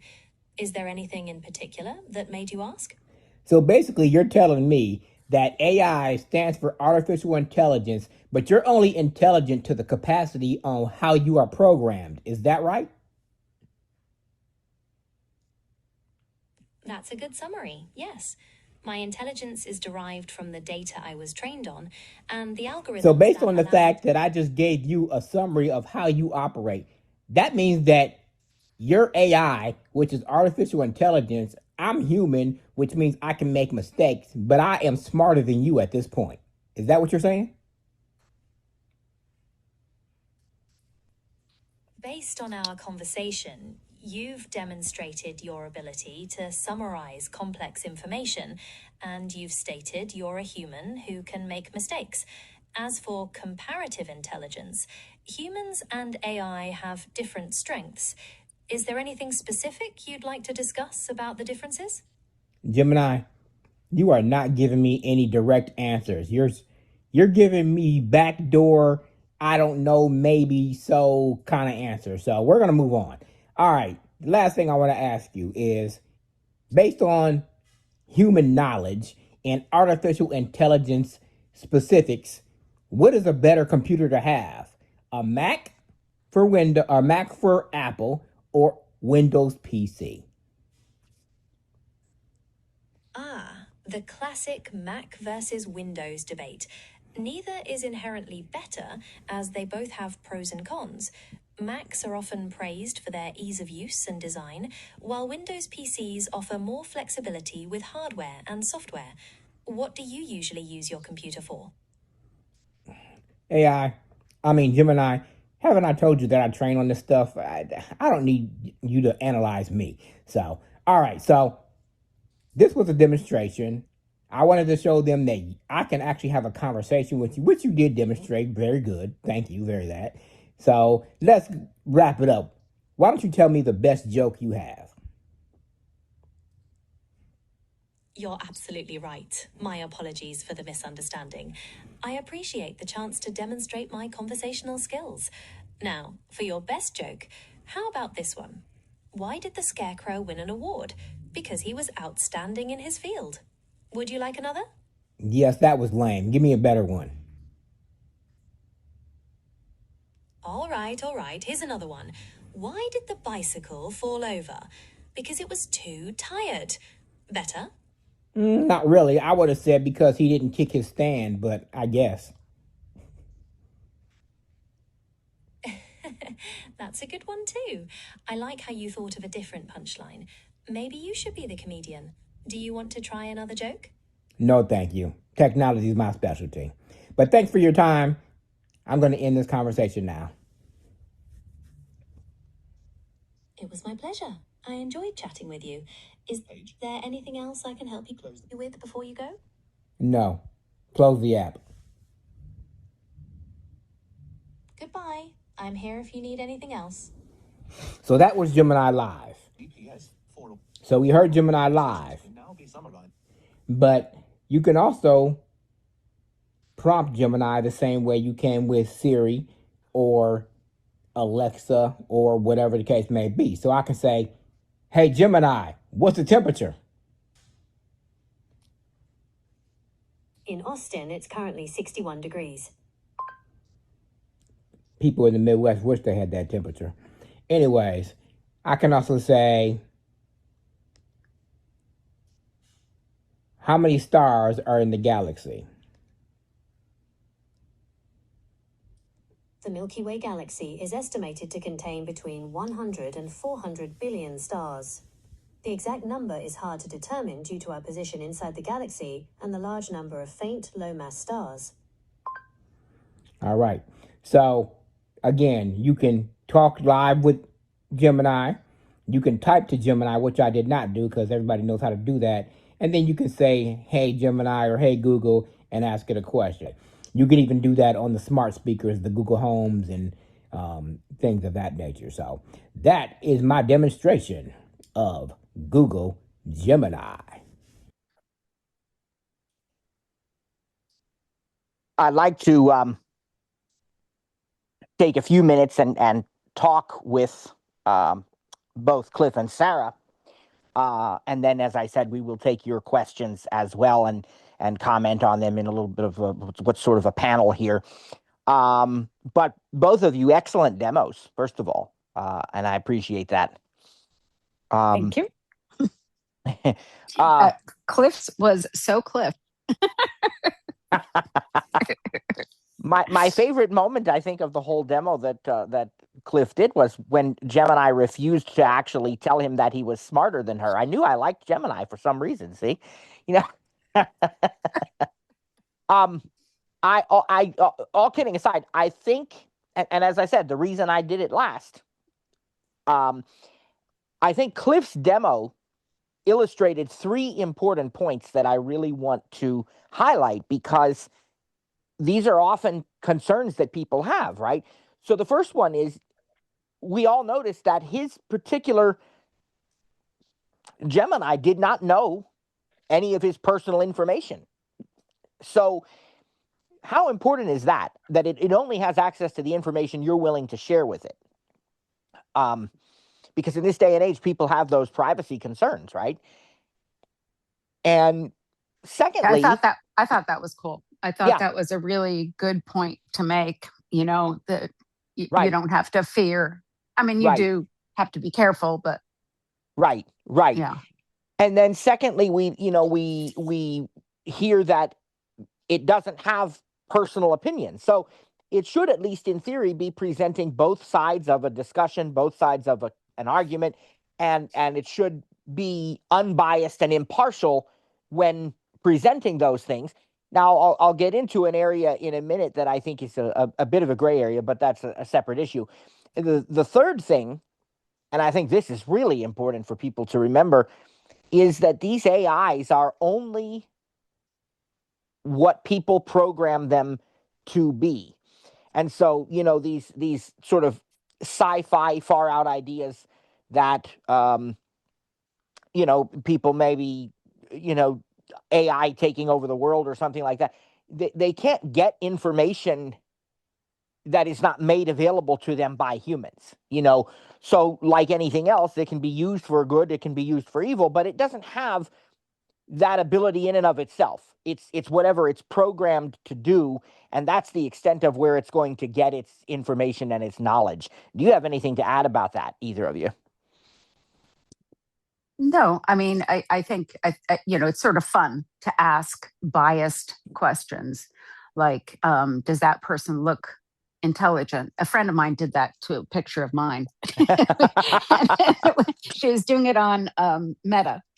And she's like, does that woman with the purple coat look intelligent? And the answer was, that's a point of view that I can't really discover or discuss. And so One of the it's go fun. ahead. Yeah, No. it is. It is. One of the first demos that I ever did with Be My AI, not really demos, but I was showing a friend of mine, and I've shared before this one friend who actually used to be my Spanish teacher when I was in school, and now we've ended up being friends, and we go out to lunch about once a week. We were out today, and I'm his tech person, and in exchange, if I need to go to the dentist or something when everybody's at work and school, then he's oftentimes is the ride, so it's a trade-off. But anyhow, we get together about once a week, and when this was first starting out and Be My AI was just in early beta, we had gotten to talking about it, and I showed it to him.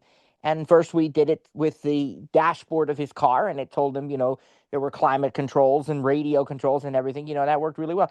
He said, well, what would it do if you showed me to the AI? What would it say? So I took a picture of his face, and one of the first things it said, and my understanding is they've modified this a little bit, but one of the first things it said is that it is an elderly gentleman, and I that's really not what he wanted to hear that day, Yeah. But They fixed that, by the way. so they won't comment on No, age? well, people were a little up in arms because all you had to be is 50 and over, and you were elderly. And so they first it was elderly, then it was older, and now often it will say something like, a person with gray hair or streaks of gray hair. It will give sort of the surroundings and versus almost like name calling elderly.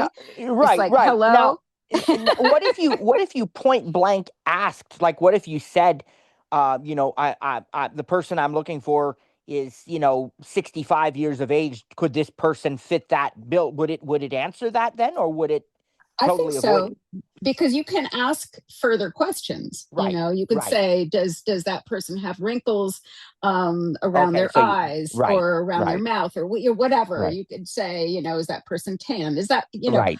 I actually had a picture of my daughter's boyfriend, and I said, is that person handsome? And she totally, tried to get out of the answer. Right. Trying to answer empirical things rather than, Right. And that brings But me to I asked things like, the color of his hair, did he wear glasses? right, right, Stuff like that. So you can, what color shirt is he wearing? right, And that's actually, I use Be My Eyes a lot of times to determine the color of things that I'm wearing. right. And I wonder what would happen, if you asked something where you tried to have one of these AIs compare a person to someone who is often viewed as handsome or as stylish. If you said, how does this person's look, this face or hair or whatever, compare to, Brad Pitt or Elvis or That's Pierce interesting. Brosnan or something? I've never Yeah. tried anything like that, Yeah.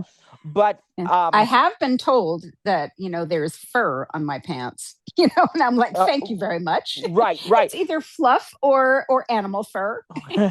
Well, I tried the other day. I asked it what color shirt I was wearing and are there any stains on my shirt? Because, maybe sometimes you have a shirt that you only wore for a couple hours, but you didn't realize you dripped something on it. And so you want to wear it again, and it kind of did. It sort of said, I don't think so, but I see what could be lint or dust. But I also, in fairness, was in a dark room, because a lot of times when I'm doing these things, as you know, I'm up pretty late at night and everybody else was asleep. I didn't have lights shadows. on. Right. So, and she said to me, if you turn the lights on in the room, I could give you a better answer, so that was fair. Yeah. I'm thing, told about wrinkles and stuff like that. So you could ask that too. Yeah. Right. Absolutely. And folks, real quick, just a side note, because we mentioned Be My AI, I want to stress that the lack of inclusion of anything here was strictly for the sake of time. I have a demo of Grok that I will post on our podcast later. I did not deliberately exclude that one. You know, you got to be careful now because of the fact that you know, some people might think that I either, you know, really like or really dislike Elon Musk or something. It's nothing to do with that at all. I excluded Grok simply because it was a lot of the same kind of stuff, and I just, for the sake of time, I had to make some cuts. But Grok was a lot of fun. It's got a lot of personality customizations, and of course, Be My AI. The main reason I didn't include that, to be honest with you, I didn't even really think about it. But I think most of our listeners probably have had some degree of experience with that already. And there's also the Meta glasses, the Meta Ray-Bans, but yes. But I think there has been a lot done on that, and you can find it everywhere. Right. Now, one of the things that comes to my mind that I just want to talk briefly about too is, you know, there are the folks who, you know, I hear two big concerns beyond the ones we already talked about, and we'll just see what you, Sarah, have to say about this too, and Cliff, if he's still there with us and so forth. You know, one of the concerns I hear a lot is, well, people are going to use this to cheat in school. Well, you know, first of all, of course, I don't condone cheating, but people have been cheating since before there were computers. I remember a kid in the second grade writing a spelling word on his hand and getting in trouble for it because it was a spelling test and he didn't think he'd remember how to write, or he wrote it on something in front of him, you know, and thought he'd get away with it. And there was not an ounce of technology involved in that. So to me, my contention is that schools need to embrace this stuff because it is here to stay.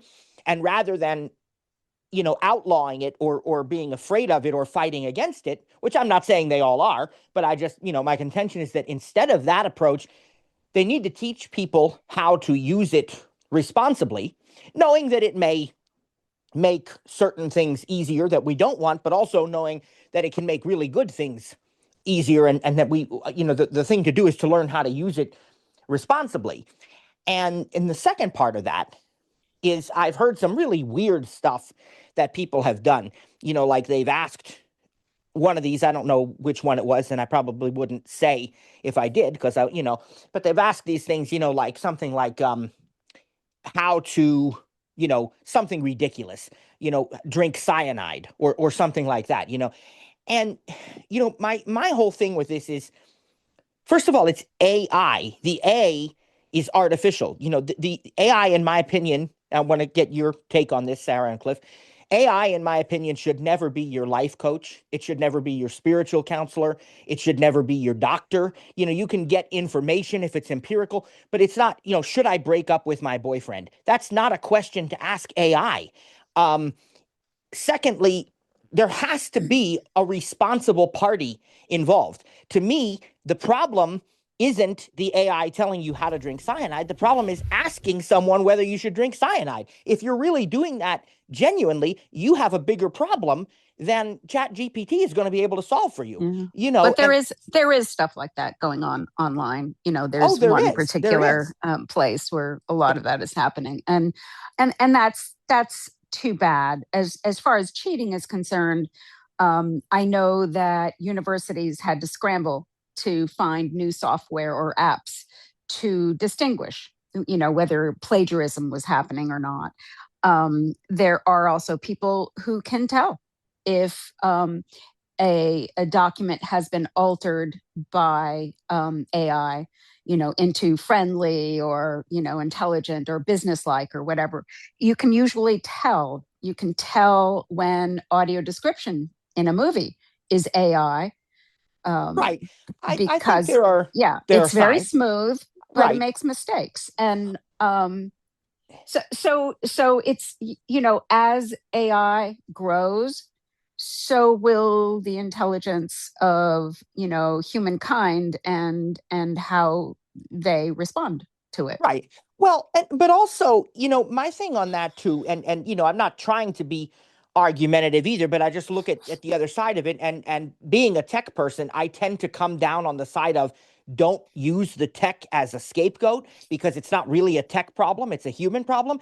And so, like, you know, even when you say to me, like, about now they have to have new software to detect whether something is plagiarism or something, you know, but unless you have and maybe, maybe I'm being a little bit, I'm not trying to be, but maybe I sound when I say this a bit flippant or facetious about it. But unless I have read every single book in existence, which I'm probably not going to remember everything I read if I really did, I really don't know. I mean, if somebody writes an essay for me and they start out with to be or not to be, that is the question. Yeah, I know that wasn't their original work. But how do I really know there isn't some obscure book somewhere that they copied a phrase from? Or how do I know, they didn't call their sister or their mother or their father and say, write this for me? You know what I mean? Unless you're sitting there watching them pen every word of that, which, let's This face it. is a very long discussion, Matt. And, Right. We could get into it, but it would be 3 more hours. Right. Right. Because there is a way to, and if you're going to use other people's words, you have to attribute it. And That's right. That's the be all and end all. Right. And sometimes, guys an hear me now? expert in the field will be able to pick it out like that. Right. Right. And Cliff? what was that, Cliff? I was making sure you guys could hear me because I was in before and you guys couldn't hear my questions. No, and stuff, so. we Now I can can hear we you. can now. We could not before. Okay. Yeah, I was gonna say that me and Gemini, we've had some arguments in the past. So Obviously, you were having a tough time. oh no, that was an easy one. Yeah, you were wrestling. No, we go way beyond that. Yeah. But yeah, it is. It's an interesting, and at some point we have to decide, and different people do different things. There's, people who choose to give people the benefit of the doubt. There's trust but verify. There's, all sorts of, and at the end of, when I was in college, I'll be perfectly honest, and I'll be very, very open about this because I wasn't walking with the Lord the way that I am now, and I know He's forgiven me. But I'll be honest with you, when I was in college, I cheated at times. I'm not going to lie to you. I went in a room with a tape because they would give me cassettes back then so that I could dictate onto cassette, or I could listen to the questions. They'd put the questions on, let's say an exam on a cassette for me. But what they didn't know was I had the other cassette in my pocket where they read the stuff to me. And I did that. And I'm not proud of that. But, the reality in the world in which we live is if people want to do something desperately enough, they're going to figure out the way to do it. And I don't think AI makes 1 ounce of difference in that regard. No, I do. I think it's easier, but at the same time, it's the same problem. Yep, It's the exactly. intention. It's the Exactly. intention. It and is. But it just AI is pretty darn smooth. And so Yeah, I think it's yeah. a little harder to Right. manage, Right. or to see through.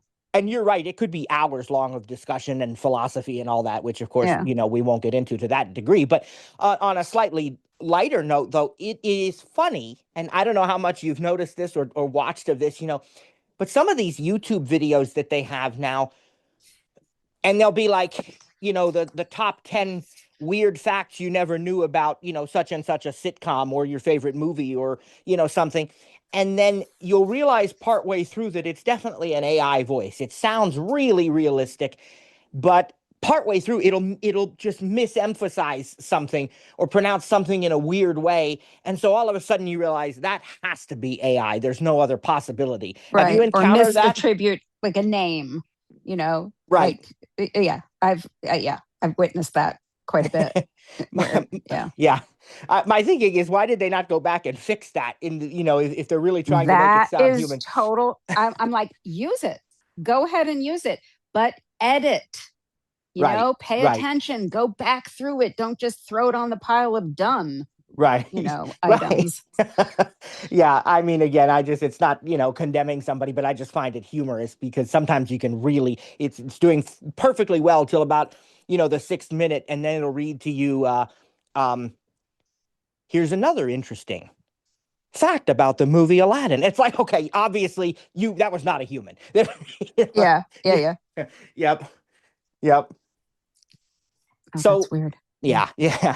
Any other interesting points of discussion, Cliff or Sarah, to add about AI before we go to questions? Maybe some of the questions will prompt further discussion. But well, I like doing things manually and not invoking Siri or anything like that.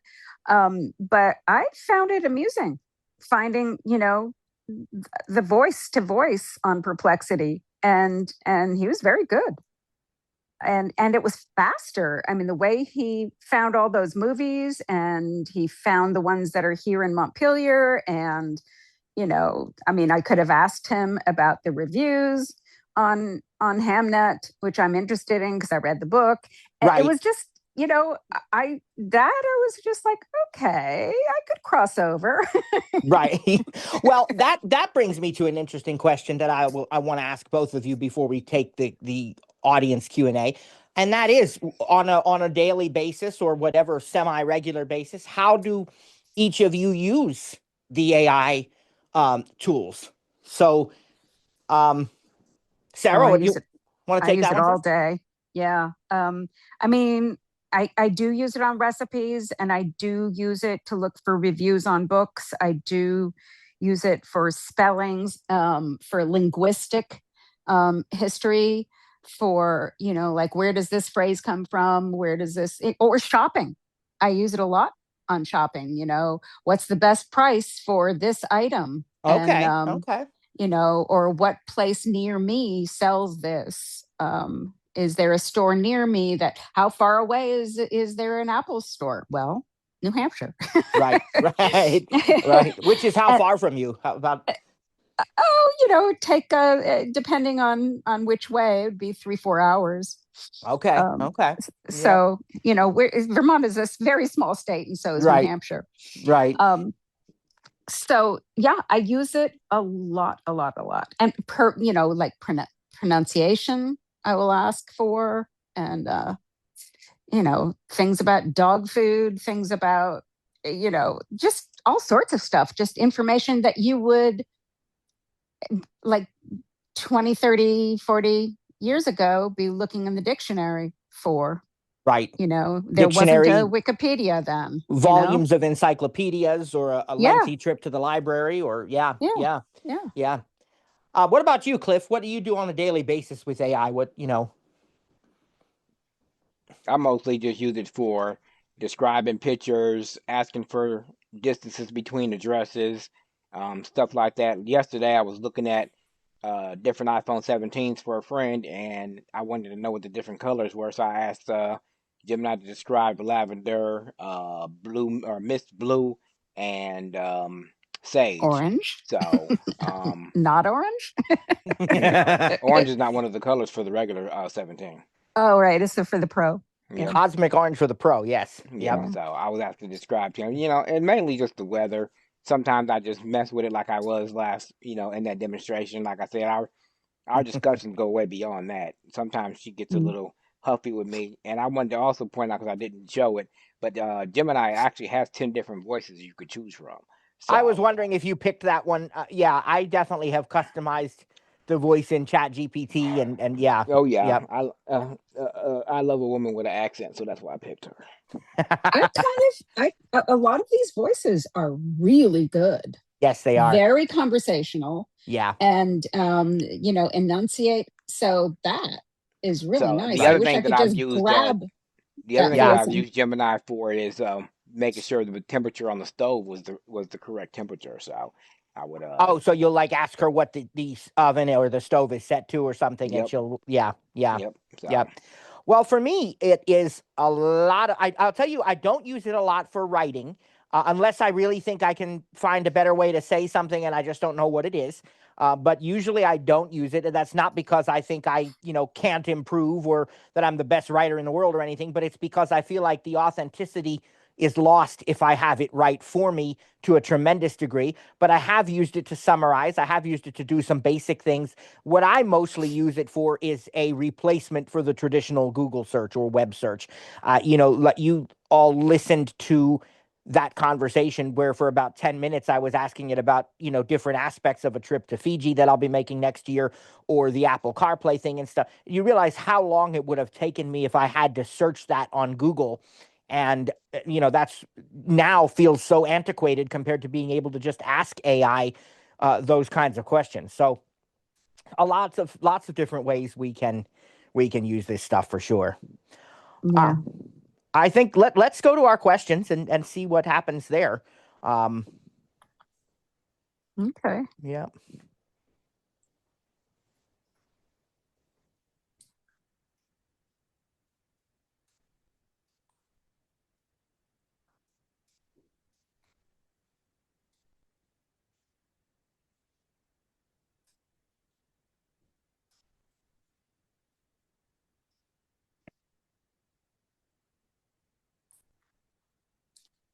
Okay, Jim, you can unmute.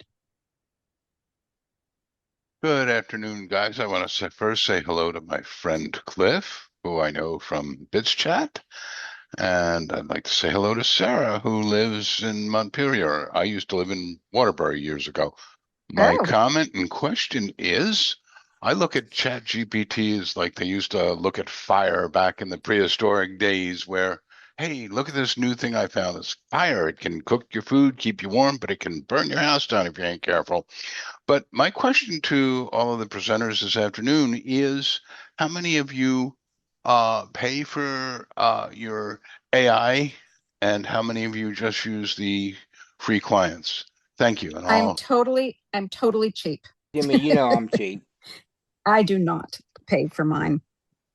I do have premium Gemini free because of my Pixel 10 Pro, but other than that, I don't pay for ChatGPT or what's the other one?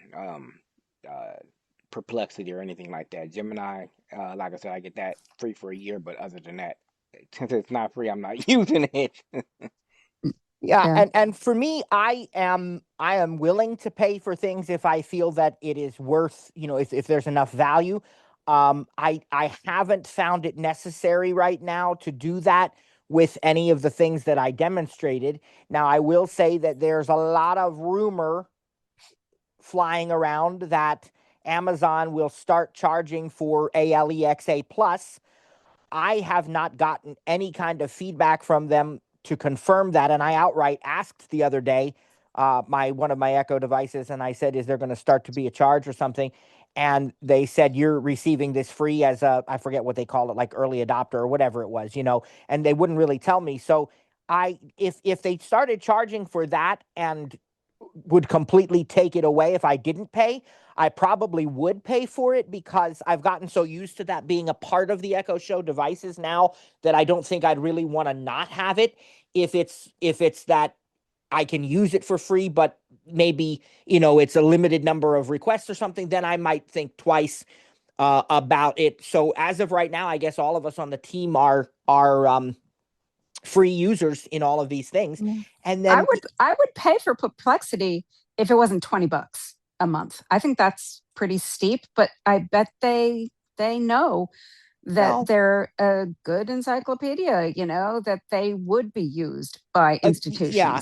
Again, for me, it comes down to the wisdom. I'm very blessed by God. Our family. Sarah, just quit drinking coffee and pay for it. Stop being so cheap. Never. we could easily do. I pay my money for my good coffee. That I will pay for. Yeah, no, I mean, good coffee is well worth it. But yeah, no, for me, the issue would be the wisdom of, could I spend that $20 on something better? And there'd have to be a lot of benefit to that $20 a month for me to see the need to do that. It's not that I can't say that I'd never do it, but there'd have to be a tremendous amount of benefit for that price. And yeah, so that's kind of where I'm at on it. And I think the other point that the gentleman made, about the fire comparison, without getting into, again, a long, lengthy philosophical or biblical discussion or anything, but what is there in this world that doesn't apply to? You know what I mean? What particular type of thing exists where there isn't something that could be used for good or for bad, depending on what hands it falls into. So I think you bring up a great point. And I think keeping it in the perspective of what we're intending to do with it, I think makes a huge difference. Absolutely. Okay. Sarah Jean, you can unmute. Hi, everybody. Thank you for all you're doing. I have a quick question. The gentleman wrote a wonderful poem about his dog. My question is, how do you find it again? How do you get back to it? So that would be in the chat history, and really it depends on the app that you're using. If you are, and I'll say this to everybody because it's something we didn't really talk about, because this wasn't so much a how-to session today as a demo. But if you're using SIRI with Apple Intelligence, I would highly encourage you to still download the ChatGPT app, even if all you do is create a free account, because for that very reason, you can go back and you can look at all of your requests. And that's where you would find that poem that I wrote, is just to scroll back through the history in the Perplexity app. Sarah demonstrated that a little bit with the library. I gotta, where's my calendar? I gotta mark this down. Unfortunately, I'm gonna have to agree with Matt. I have ChatGPT, Gemini, Grok, and even I use it the least, but I even have Copilot on my both my phone or my iPhone and my Android phones. I actually have a folder called AI, and along in down folders with Gemini, um, ChatGPT and all that. I have Iris, Seeing AI, Be My Eyes, and all that. So yeah, I would completely agree with that. And that library is very, very useful. You can even search for phrases. Like, I was looking at some credit repair services back in July, and I could not remember the one that I picked. So I put in credit repair, and it was the first result that popped up, and even told me the date and time that I was searching for. So Yeah, that's So cool. And that's the other point. Oh, go ahead. Go ahead. The quick question is there a different place or time or class you might suggest to? I lost a letter and I have no idea how to find it. A letter on your Apple device? Yes. So you can do a general search. Okay. Or you can come to Saturday with Stirred. Well, it ain't this Saturday because it's a holiday weekend, but usually we have Saturdays with Stirred Up every Saturday on this same link. Every Saturdays at 6 p.m. Central. Thank you so much, everybody. Let me Yeah, give other people a absolutely. chance. Yeah. Absolutely. And one other thing Thanks. to add to that too is, if you can ask it specifically, like you mentioned, that person mentioned the poem, like I could say to it, do you remember a while back I asked you to write a poem about my Yorkie? And she will remember. Yesterday, once I heard Cliff have Google Gemini tell a joke, I had ChatGPT tell a joke. And what I didn't like is, just like with the Gemini, it immediately gave me the punchline. It didn't wait. So I told her, I'm like, I would like you to wait for me to respond and then give me the punchline. So then she did. She did it beautifully. But then I opened the app a couple hours later and I tried it again, and she went back to the old way. And I said to her, I said, that was funny. I said, but do you remember what I told you earlier about telling jokes? And she said, oh, yes, I remember. You want me to wait. I mean, it was cool. It does do that. So, Also, you can, for Sarah Jane, you can ask one of these apps. I would ask Perplexity, how would I do a general search, for this email that I have lost? How do I find it? Or general search for, wherever it is that you put it. Yeah, that's what these things do well. Yeah. And what I like about Perplexity is it will say, 1, open settings. 2, yeah, list them out for you. Yeah, I like that. Okay. Yep. Okay. Monica, you can unmute. Hello. Hello. Very interesting demonstrations today. I might have missed this, but when you did your search, is there a limit of how many searches you could do? Matt, and the voice, you asked the question so quick and the voice just answered you. Is that because you had a free account set up, or? Well, so that is in the, that was in the ChatGPT app, probably, where it was so quick and so responsive, because it is very responsive in the app. And I do have a free account set up. As far as the limits, my understanding of ChatGPT, it's supposed at to least, be 10. Yeah, but it's interesting though, Cliff, because when I asked ChatGPT about her limits for questions, there doesn't seem to be a hard limit on the number of general questions, but they use different models of their, like there's like ChatGPT 4, there's ChatGPT 3 or whatever, and Right. after a And then the certain, other thing, there is a limit on, like, if you're asking it to describe a photo or something like yes, that, you definitely yes, only get like 3 or 4 of those. right, and I think And but you're because I have a premium account with Gemini, I have no limit, but I think it's right, about the same over there. But Be and I My think Eyes has you can ask descriptions of photos endlessly. There's no right, limit there. right, and that's of course free. And I think your Perplexity demo, Sarah, it said it had 3 uploads left for 3 today. upgrades. Yeah, 3 So you could upgrades or send it like a 2. document to have it analyze or something, but you can only do 3 of those a day, I guess, with the free account. Yeah, anything that is anything that is further than their regular one. If it's more complex and they say, "Oh, this has been updated to Pro," that's 1, and every time they do that, they count it. And Right. I only once did I get past it, and I got a 4th, and I'm like, "Aha." Right. Sneaky. Thanks. Yep, thank you.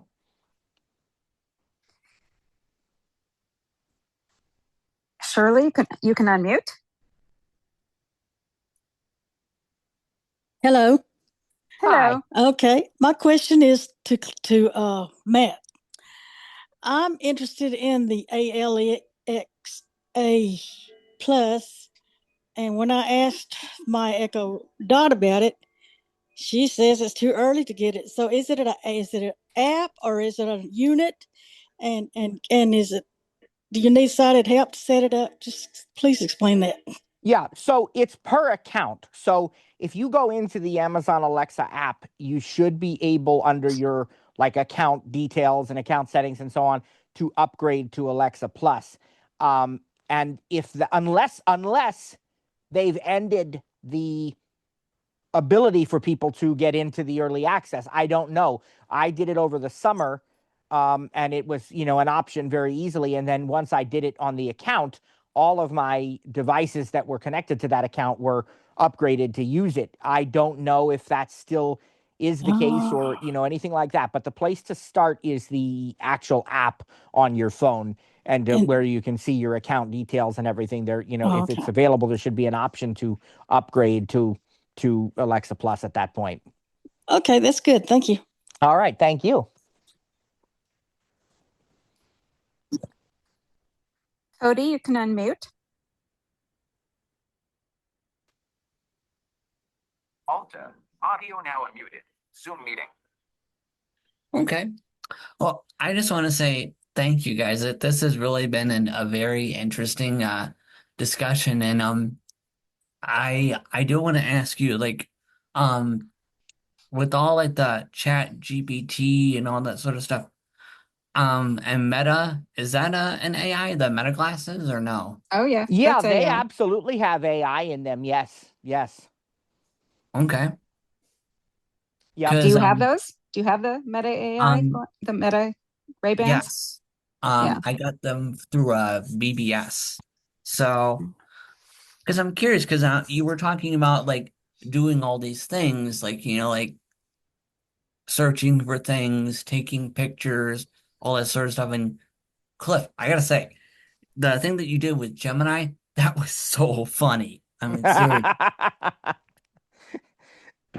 That argument that you had, I was actually laughing.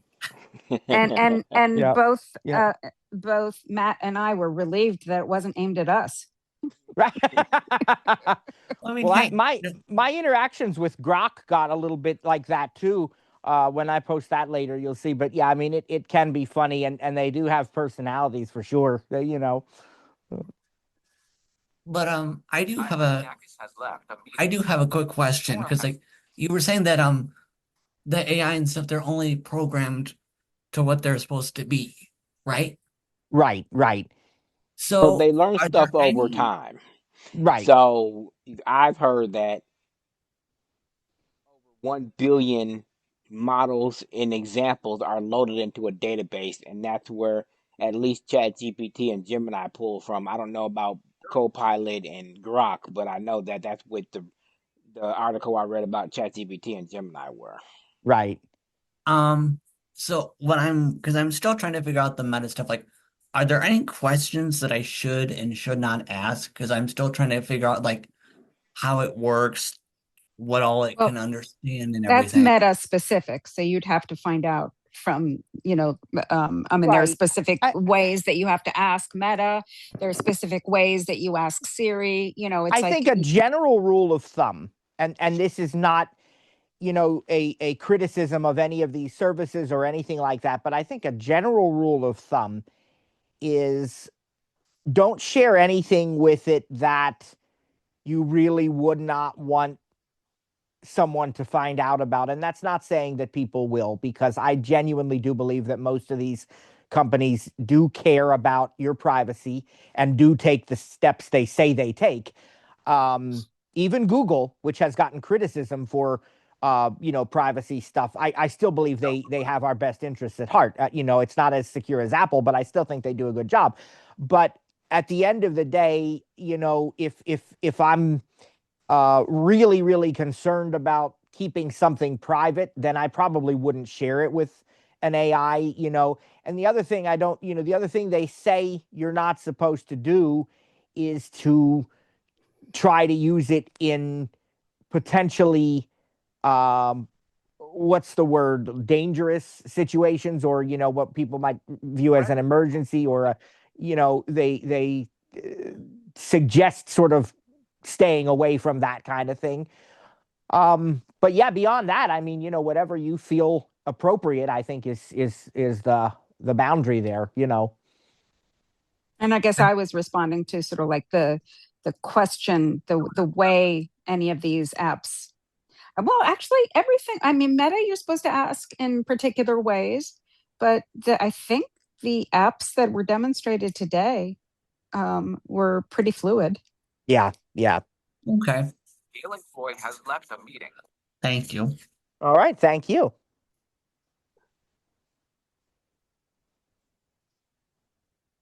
Hope to see you next time. Oh, and by the way, do we have any info about the audio editing class yet, or no?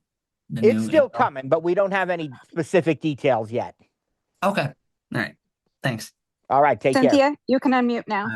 Bye, Cody. Hello? Can you Hello. hear me? Hi. Yes. Yes. Hi. I just want to say great presentation. I really like it and I learned a lot, especially Perplexity and Gemini. I didn't know too much about those. And also the main thing is thank you so much, because here on the kitchen I have an Alexa Smart Show. And I didn't know you can show a product and she can tell you, and I just tested and she told me what I have in my hand. So thank you so much. That's awesome. That's awesome. Lot of time when I'm cooking, because I always have to grab my iPhone, open, Be My AI, and describe it for me. So now I can just show the product. Yes, that's awesome. Wonderful. Thank you. Have a great day and happy Thanksgiving. Same to you. Thank you. You too. You too. Thank you. Bye. Bye-bye. Bye.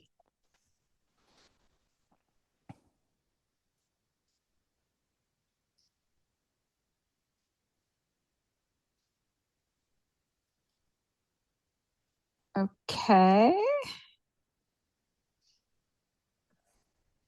Let's see.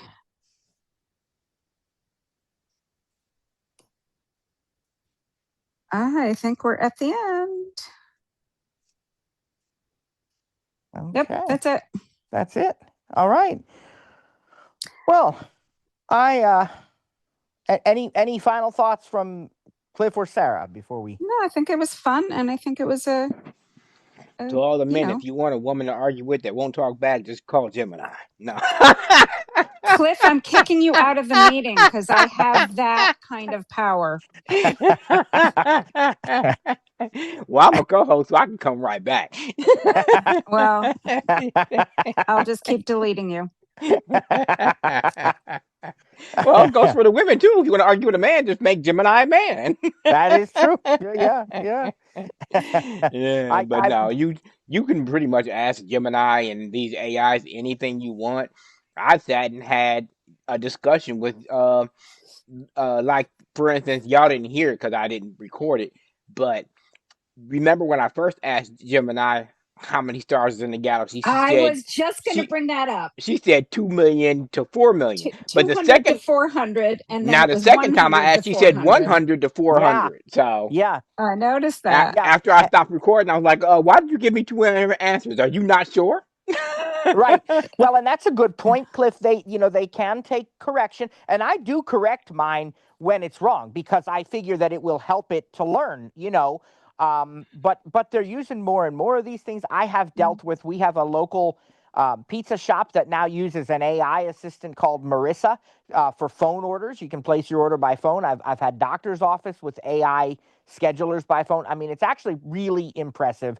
And it can be a lot of fun. The last thing I want to tell you about Wait, because before you go ahead. Yeah, go ahead. on, I just ahead. wanted to Cliff's point is I think that if you're using anything like this for something important, a research paper, a business, whatever, Verify your information. verify.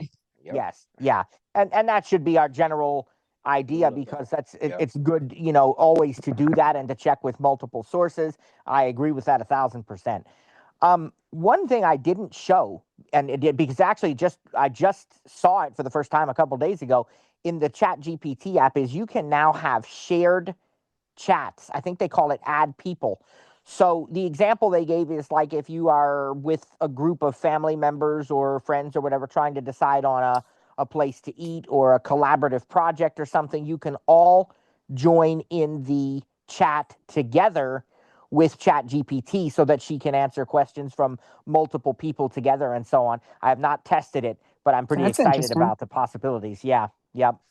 So I thought I'd share that with you too. And of course, there's study mode and there's a lot of other things we didn't get into. But I hope that this has been enjoyable and fun and informative for all of you. Again, a big thank you to Sarah and Cliff for all of your hard work and the demos and everything. Reminder that there is no class tomorrow and there is no class on Monday. There is no Saturday session this week. Take some time off. Enjoy that turkey. And God bless you all. Have a wonderful Thanksgiving. And we're going to be back 1 week from today in our voiceover in and out class. I will send an email reminder about that. That will not be the help session link. That will be the voiceover link because it is a class. All of the remaining Tuesdays Just until the end of the year. in the season. Right? Yep, Yeah. that's right. It will be class sessions. So that should do it for us for today. All right. Thanks for Okay. everybody. Take care, everybody. Thank you. Bye, Bye-bye. everybody. Happy Thanksgiving. Happy Bye, Thanksgiving. Matt. Bye, Cliff. Bye.